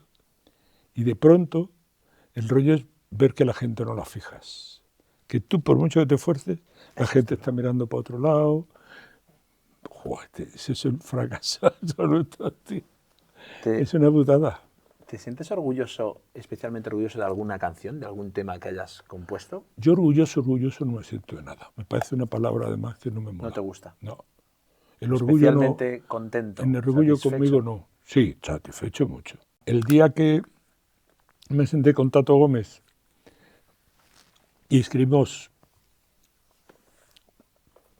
en el piano de mi casa, con Tato al piano, le dijo, oye, yo quiero una canción que se llame Bienvenidos, tío. Que le diga a la gente que les, que les, que les rinda pleitesía por venir a vernos, por gastarse la pasta, por ponerse ahí, que sepan el valor que les damos porque vienen. Y dice, ay, ¿cómo que quería estar? Y dice, mira, el bienvenido ya lo tengo, bienvenidos, y son los acordes bienvenidos. Y yo, en el momento, digo, bueno, tenemos la conclusión del estribillo, ya vemos dónde llevo. ¿Cómo la empezamos?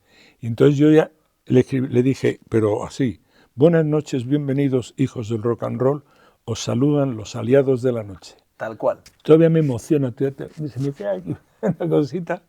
Sí, porque eso es el momento más acertado de mi creación.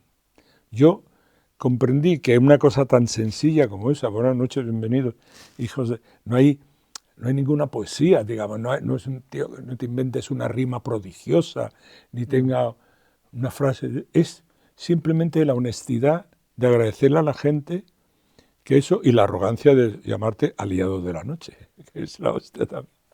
No, pero sí éramos, aquella época es que Tato influenció mucho en nuestra espiritualidad y teníamos mucho ese tipo de sensación, ¿no? de que estabas haciendo algo, porque claro, venimos de una dictadura, de pronto empiezan a abrirse un poco las cosas.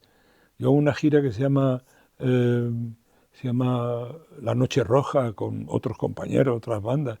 Luego hago el año 2000, Rock and Roll Boomerang se llama el álbum, Extraños en el Escaparate, y luego vamos con todo ese material, nos metemos a ensayar con la banda en el estudio para hacer un directo y teníamos que llevar algún material nuevo y tuvimos una suerte increíble de hacer 4 canciones en 9 días que duraron los ensayos. Hicimos Bienvenidos, La Reina de la Noche, que es un temazo, Me encanta. temazo, ese te ha dedicado a la muerte. Reina de la Noche, arte lo legal, tío. Yo ya pensaba ahí en eso, ¿no? El, Generación Límite, que la hice con Xaime Noguerol, buenísimo, un poeta gallego estupendo. Y el blues del autobús, Uf, que ya estaba totalmente no te he imitado yo veces atosigado, cantando el blues del pues autobús, estabas Miguel. cantando Madre mía. palabras de Víctor Manuel. Sí, lo sé, lo sé. Pues yo estaba atosigado y le digo, Víctor, tío, me pilla el toro, que tenemos el esto y no. Yo sé que quiero decir vivo en la carretera, porque era el rollo de irnos, era lo que era el rollo entonces, viajar en autobús, todo eso, o en furgonetas y tal. Y, ¿sabes? Vamos, ¿cómo lo ves? Digo, vivo en la carretera, porque teníamos la música hecha, y el tío se lo va, en el mutismo suyo habitual, y vuelve y dice, mira, Pum. Y digo, tío, pero esto lo has hecho en 2 días, cabrón. Es que, tío, ¿tú sabes el monumento de letra que es eso? Buenísimo, me Es encanta. que retrata a una profesión, retrata un acto, retrata un verano, retrata un país, retrata el sacrificio que tenía esto y la gloria también, ¿no? La hostia, Qué ese tío maravilla, es la hostia. qué maravilla. Nada, ya para terminar, Miguel, quiero decirte un pequeño juego. Vamos a hacer un pequeño juego. Te voy a Joder. decir unos nombres o fechas y es un ejercicio de asociación instantánea. O sea, lo primero que te venga a la mente, ya sea una palabra, una frase, Tú me que quieres asocies. embolicar.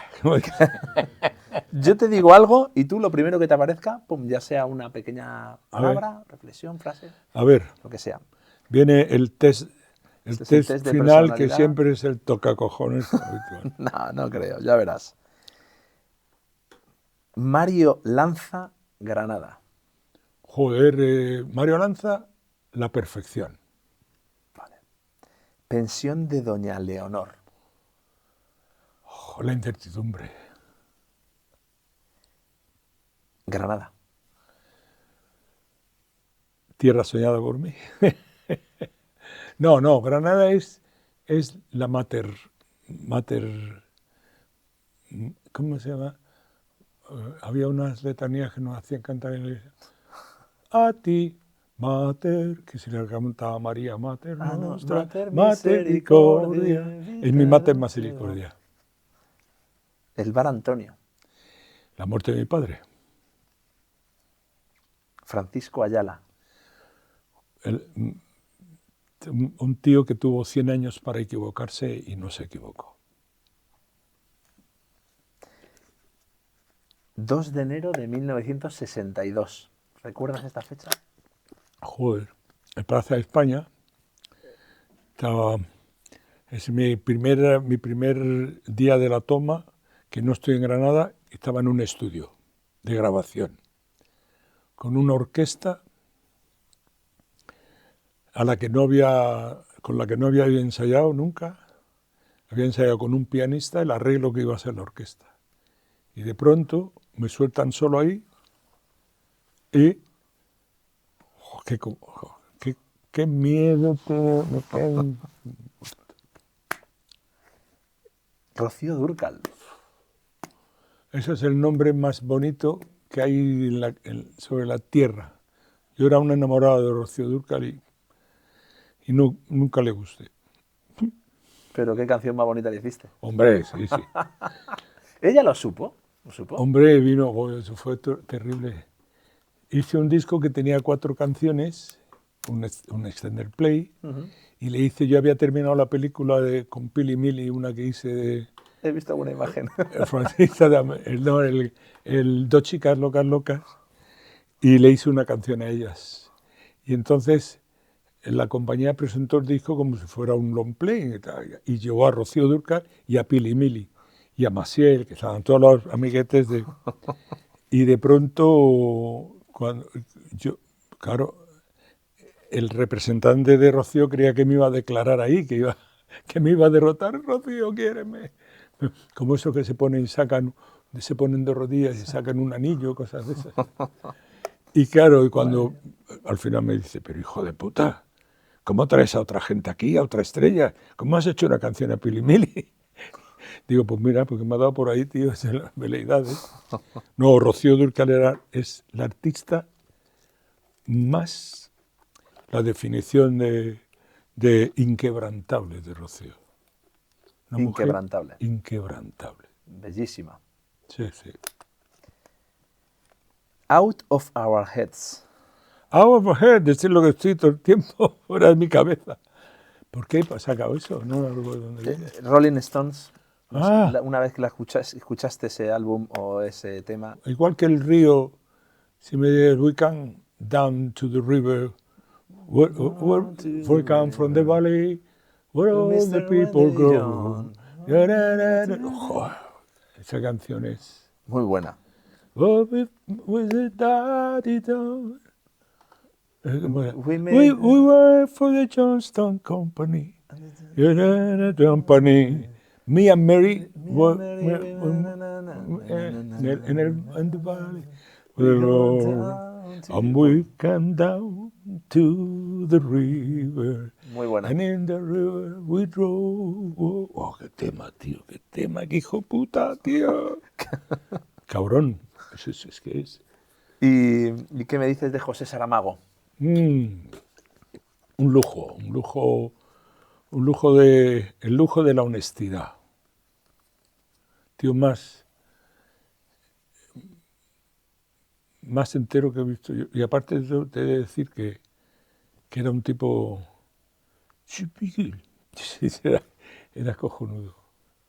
Yo lo que hice mucho a José Saramago, porque la primera vez que lo vi a él, era el día que me ponían la medalla de oro de Granada, y vino la que era su mujer, Teresa del Río, que es de Granada, y lo trajo a la ceremonia, y yo lo vi y dije, joder, Saramago, tío. Dice, sí, que me ha querido venir a verte y tal. Y luego hizo una columna que hacía en El Mundo, que iba un suelto en El Mundo, de la ceremonia, que decía el ciego que por fin entró en Granada. Tipazo. Un lujo. Esos son como Di Stéfano, como conocer a este tipo de gente que te da la profesión, el ser conocido y todo eso. Una de esas...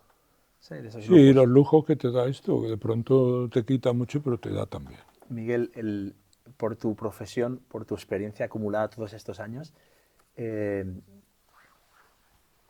consejo me darías a un tipo como yo, con 45 años, sobre la vida? Yo no te voy a ¿Qué es caer, lo más importante en la vida para ti ahora? no te voy a caer en el error de darte un consejo. Me lo daría a mí en todo caso, tío. No, es que yo creo que de verdad creo que la experiencia es intransferible. Yo no puedo traspasarte lo que yo he sentido en mí mismo, nada más que con burdas y torpes palabras, y si tuviera que dar un consejo, sería una transfusión de consejos. O sea, no podría ser un consejo. Si tú me vieras en mi verdad, lo que yo te digo a ti, que yo no pudiera mentirte, que es una de las tentaciones que se tiene siempre cuando hace una entrevista, de meter un rollo aquí, tal, pues que si tú pudieras extraérmelo a mí, sería valioso. Si no, es que te puedo vender una milonga de estas acojonantes. Ahora, 45 años te digo que es una edad de puta madre. A por ella. Que te la cambiaba, claro. No sé un... Mira, suelo preguntar, Miguel, a mis invitados que me formulen una pregunta para el siguiente invitado, sin saber quién es. Sí. Yo te voy a formular la que Víctor Manuel me hizo sin saber que yo te iba a entrevistar todavía a ti. Han pasado entre medias más invitados, pero quiero formular de la de tu amigo, que formuló pues al próximo invitado. Y él me preguntaba, ¿cómo construirías una sociedad mejor? Pero si te lo he dicho en toda la entrevista. Todo lo que has dicho. Todo lo que he dicho es eso. Lo que pasa es que Victorín lo que hace es que ya te lo dice, te lo sintetiza en la misma pregunta. Tío. Repasamos el episodio. Ahí hacer los exacto, deberes. rebobina. ¿Y qué preguntarías tú al próximo invitado? Pues ya, que invitara a la reflexión, que invitara pues a un... Sí, yo diría, pero la última frase que le dijo el padre de Joaquín Sabina a Joaquín Sabina. Pero esto de las diputaciones, ¿quién las costea? Fue el último suspiro. El padre de Sabina le dijo, pero esto de la diputación, ¿quién los costea? Las diputaciones tenían el rollo. Dice que en el último estentor, en vez de, ay, me arrepiento o algo y tal. Pero las diputaciones... Ahora, y otro que se derrotó mucho fue Leopoldo Alas Clarín. La muerte, que te había escrito, filosofado sobre el encuentro con la muerte. ¡Que no me quiero ir! ¡Que me tengo miedo! ¿Qué cosa, tío? Al fin y al cabo, podemos, lo que dices, podemos hablar mucho y al final la experiencia... No, yo te digo una cosa, que ahora, eso, una cosa es lo que el hombre piensa y otra cosa es la que resulta del pensamiento. Porque yo que estoy aquí, que parezco que estoy chateando con la muerte todos los días, a mí me cago por los Ya se sabe. pantalones abajo. Es que eso, hay cosas que uno, yo la verdad que me gusta y por eso quiero escribir canciones y quiero estar, y, pero que realmente, ¿cómo va a responder un ser humano en un momento de tema, en un segundo de su vida, en una décima de segundo que decía No sabemos. Antonio Vega? Pues eso te da un vuelco y es otra cosa. Mencionas en muchas ocasiones, porque lo he leído, que das las gracias a la vida por los amigos que te ha dado. Yo te voy a invitar a que te pongan los cascos porque quiero ponerte un par de audios. Yo lo primero que le daría gracias a la vida es por qué me ha dado tanto. Bueno, pues te pongo estos audios, si quieres los comentamos. Pues Luis Prado, tío. Hola Miguel, ¿qué tal? Joder. Nada, aquí aprovecho un hueco entre clase y clase para decirte que nada, que hace mucho tiempo que no hacemos nada y digo yo que habrá que hacer algo, ¿no? En breve. Porque bueno, siempre es un placer tocar contigo. Yo creo que es una experiencia que cualquier no músico, cualquier ser humano debería tener al menos una vez en la vida. Y bueno, nada, yo he tenido el privilegio de hacerlo durante, joder, va a ser más de 10 años, ¿no? Hace más de 10 años, de Y lo hecho. que te queda, tío. Nada, que te mando un abrazo enorme, que te quiero mucho y que a ver si nos vemos pronto. Venga, un besazo. Pues, tío, qué tío. Hola Miguel. Bueno, esto más allá de un saludo, lo que pretende ser es ¿cómo te diré yo? Un acto de gratitud absoluta por todo lo que he vivido junto a ti, por todo lo que me has enseñado, por todas las vivencias que hemos tenido juntos, por toda la música que hemos hecho juntos, por todas las peripecias, por todas las caídas al precipicio, nunca mejor dicho, por haber estado junto a ti en momentos absolutamente divertidos, absolutamente creativos. Ha sido un regalo en mi vida, en lo personal. Desde hace tanto tiempo conocí tu generosidad ya hace muchos años, incluso cuando estábamos en el grupo de teatro, que fuiste un elemento Antonio, ahí coño, que he se tardado. despegó por tu complicidad y tu generosidad con el grupo, y luego todo lo que he vivido junto a ti, haciendo los programas, tocando en giras, haciendo discos, componiendo canciones y sobre todo pasándomelo muy bien a tu lado. Siempre has sido alguien a quien agarrarse para bien,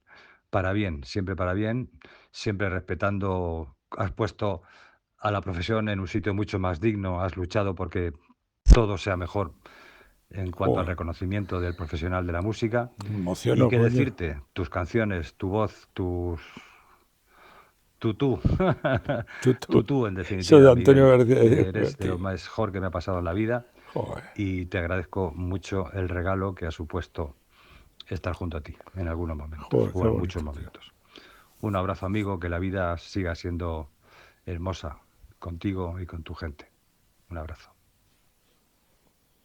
Joder. Cuando empecé con Miguel hace ya casi 20 años, había crecido escuchando su música y no me podía creer que estuviera con el mejor cantante de este país, con el rock en persona.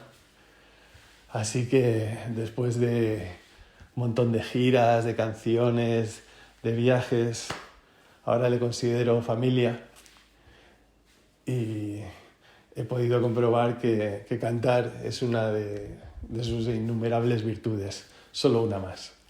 Muchas gracias, Miguel. José Nortes, Luego nos tío. tomamos un pisco a escondidas de nuestros doctores. ¿Quiénes eran así, Miguel, brevemente? Pues bueno, Luis Prado, Antonio García de Diego y José Nortes, que la verdad es que me ha emocionado mucho. Es que son tíos que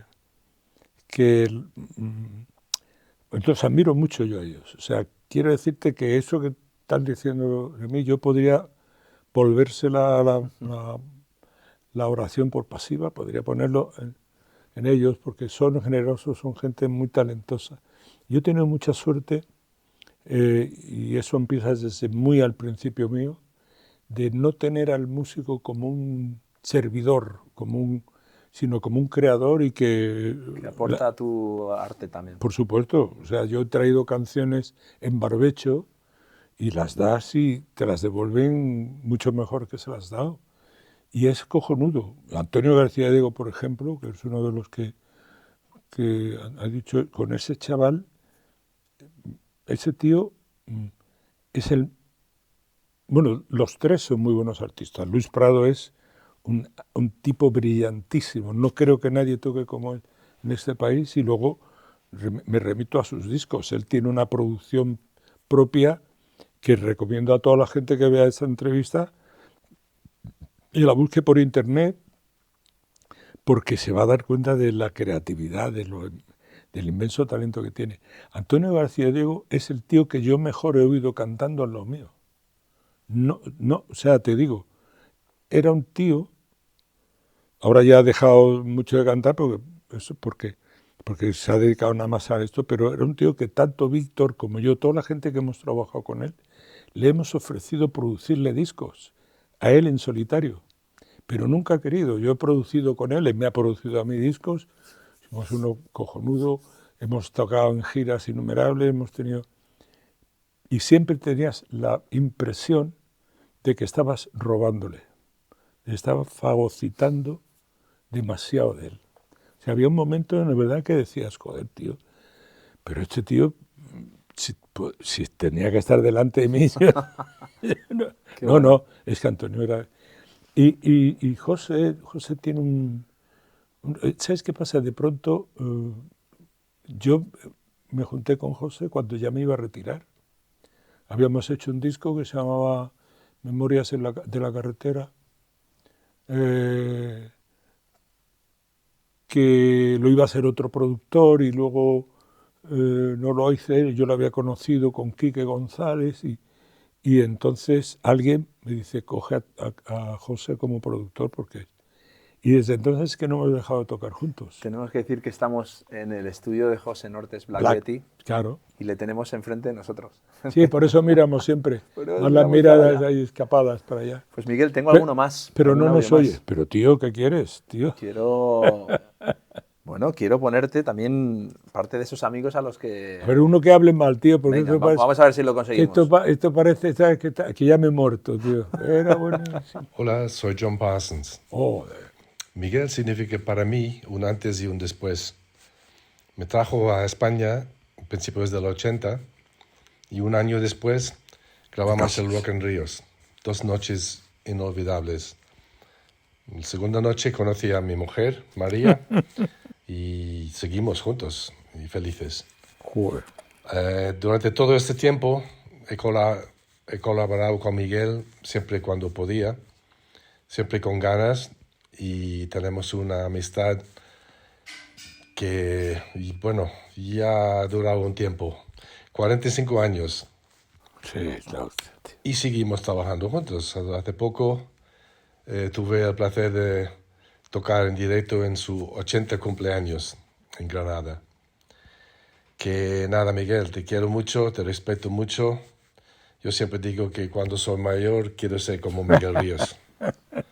Un abrazo fuerte y cuídate mucho. Chao. Tío, grande. Hola, soy María Parsons. ¿Cómo estás, Miguel? Que me han dicho me han preguntado qué has significado tú en mi vida. Pues tú lo sabes muy bien lo que ha significado en mi vida, pero todo lo bueno me ha venido después de que te conocí a ti. Porque tú trajiste a España a John Parsons, que es mi marido. Gracias a ti nos conocimos y aquí estamos después de 34 años con una hija estupenda, Sara, 34, que tú la conoces. 45. Y seguimos siendo amigos, seguimos gente un montón, trabajando juntos, colaborando en lo que se puede. Pues bueno, muchos Miguel Ríos Guerrero en mi vida. Fue un buen parto también el tuyo, ¿eh? Un buen parto, Miguel, un beso grande, te quiero un montón. Hola, Miguel. Soy Carlos. Si no me reconoces por ese nombre, pues te habla Cooper. Joder. Me preguntaron si podía enviar un audio hablando de ti. Y no sé si eran conscientes del riesgo que corrían al hacerlo, porque yo podría estar hablando de ti el podcast entero, yo solo. Así que intentaré resumir diciéndote que, como creo que sabes bien, te quiero muchísimo. Admiro tu talento, tu inquietud como artista, tu nivel de autoexigencia, ese que nos ha inculcado a todos los que hemos tenido la suerte de trabajar contigo, queriendo siempre evolucionar y mejorar, dar algo más en cada disco, en cada concierto.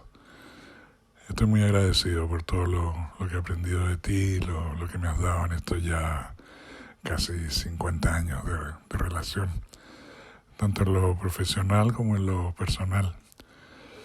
En lo profesional porque, como siempre digo, tú me regalaste un segundo apellido. Pasé a llamarme Carlos Narea, productor de Miguel Ríos, y ese es un apellido aristocrático que me ha abierto puertas, me ha dado trabajo y me ha permitido vivir de esta profesión que amo. No solo produciendo discos, sino que también conciertos y eventos, lo que también aprendí a hacer contigo. Tú fuiste el primero que me confió producir una gira, la del Rock de una Noche de Verano, el año 83. Y a partir de ahí vinieron muchos discos, conciertos y giras hasta nuestros días. Y en lo personal, porque siempre has sido y sigues siendo lo que se llama un amigo de verdad. Me has echado un cable o una mano cada vez que te lo he pedido y me has hecho sentir que siempre estás ahí, que puedo contar contigo.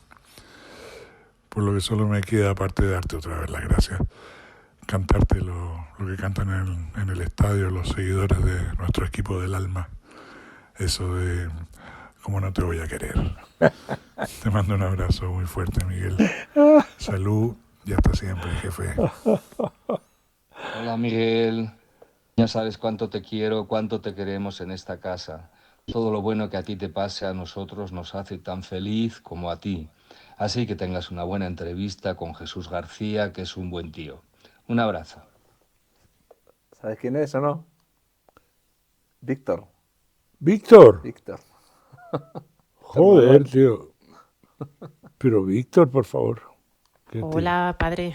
Bueno, ya sabes que Mi niña. estas cosas siempre me dan a mí mucho corte, pero y tú sabes lo mucho que te quiero. No hace falta que te lo diga por aquí, pero nada, me apetecía mandarte muchos besitos y decirte que eres lo más bonito que hay en este mundo.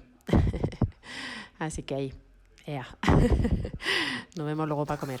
Besito. Estaba Chao. aquí. Un abrazo muy fuerte, Miguel, Luis. y quiero darte las gracias porque por amigos como tú yo sería capaz de traicionarme. Si hicieras barbaridades yo te defendería en contra de mi conciencia. Si te portaras mal o dijeras malas cosas, yo te defendería porque eres mi amigo y quiero darte las gracias porque no tengo que traicionarme y porque admiro y estoy de acuerdo con todo lo que haces. Un abrazo muy, muy fuerte. Pues ya está, Miguel. Joder, tío, pero esto es... Ya está todo ahí. Ha sido acojonante, ¿no? ¿Qué scouting has hecho ahí buscando a...? La verdad es que yo creo que tengo que estar en una edad muy avanzada porque los viejos nos emocionamos mucho, tío. No. Joder, yo voy a llorar a Fraga y todo eso, tío. Pero yo te digo yo que...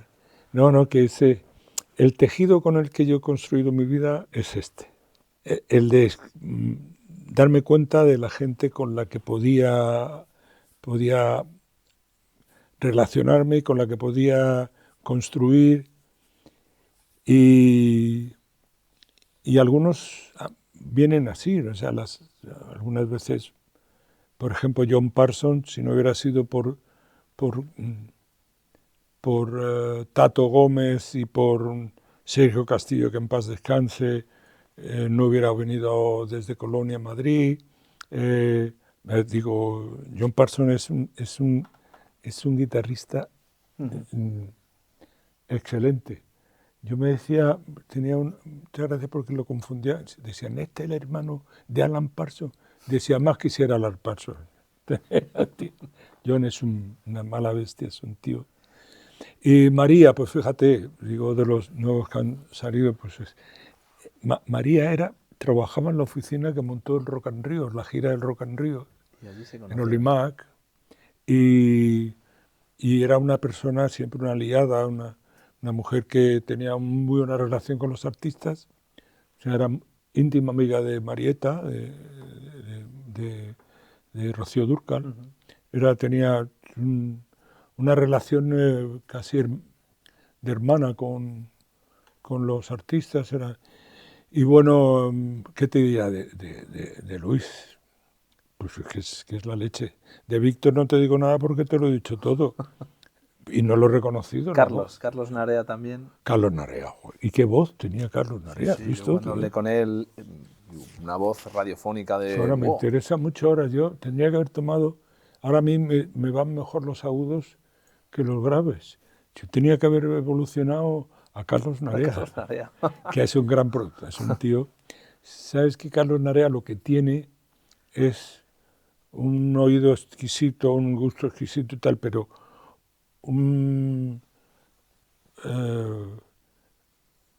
graduado en bonomía, pero altísimo? O sea, ha sacado cum laude en bonomía. Es una de las personas que se mete en este estudio, que es muy importante para producir un disco, y aúna todas las voluntades, crea una relación acojonante. Es un tipo estupendo. Luis García Montero, ¿qué te voy a decir? Luis García Montero es eso. Fíjate tú que yo conozco a Luis García Montero relativamente hace poco, lo conozco desde el 2000, un poco antes, quiero ver, en el 60, en el 80 y tantos, poco tarde en el 80 y tantos, 90, pero como referencia de poeta granadino y tal. Y luego hicimos un disco juntos, que lo produjo John Parsons, que era un disco que se llamaba 60 MP3, que era para celebrar mi 60 cumpleaños. Escribimos las canciones juntas y Luis se metió a poner algunas. De hecho, yo le decía a Luis, pule, fija y da esplendor a este texto. Se la raya aquí en ese texto. Y hicimos, y incluso él escribió 2 letras para el disco. Mira que la cosa que ha dicho, que además tiene el tío, sí, que me da las gracias por no haber sido mala persona. Mala persona, porque si no él te hubiese defendido igualmente. Igualmente, tío. No, ha sido...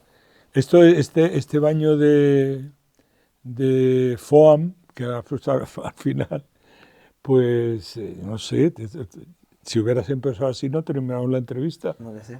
Empiezo a llorar. Miguel, es mi manera de agradecerte tu tiempo, de agradecerte tu trabajo, tu música, tus letras, lo que haces. Y a mí me encanta hacerlo. Es la parte quizás más laboriosa, pero la parte con la que más disfruto. Es como hacer una canción, eso pues, en realidad. Pues mira, no lo había pensado así, sí, tiene que pero ver lo mucho. disfruto mucho. Tiene que ver mucho porque, claro, también hay incertidumbre, no sabes si te va a salir bien. Miguel Ríos, que tú pensabas es un gilipollas intratable y tal, y esto. Entonces dan muchas circunstancias, hay que mover muchas coordenadas para que tú te vayas también contento de una entrevista, ¿no? De eso y tal. Pero sí la creación se toca muchas veces en muchas partes, aunque no estén relacionadas directamente, pero sí el esfuerzo de pensar y de esto, el entretenimiento que da el hacer una cosa así, el tiempo de vacío que te quita de vivir, el tiempo vacío que ocupas, es acojonante, es lo mejor. Pues lo he disfrutado mucho, también es mi manera de contagiar a la audiencia de que hagan estas cosas, porque se disfruta y se genera también alegría inesperada en la otra persona. Sí. Y no cuesta mucho, así que... No, ya sé por qué te despides siempre en los emails con esa fórmula tuya, que es tan bonita. Ahora no me acuerdo porque... Sí, pues lo decimos ahora, si te parece, para concluir. Sí. Que es que nadie se acerque jamás a ti sin que al irse se vaya un poquito mejor y más feliz. Ese es mi objetivo Miguel, espero haberlo conseguido contigo. Amigo, me lo he pasado de puta madre. Lo que pasa es que me has quitado una pila de horas de estudio que te voy a tener que cobrar. Porque... No hay problema, no hay problema. No. Pues Miguel, muchas gracias, me has sacado gracias. de la tortura. Muchas gracias, Muchas gracias a ti. Piensa por ti mismo. Wake up.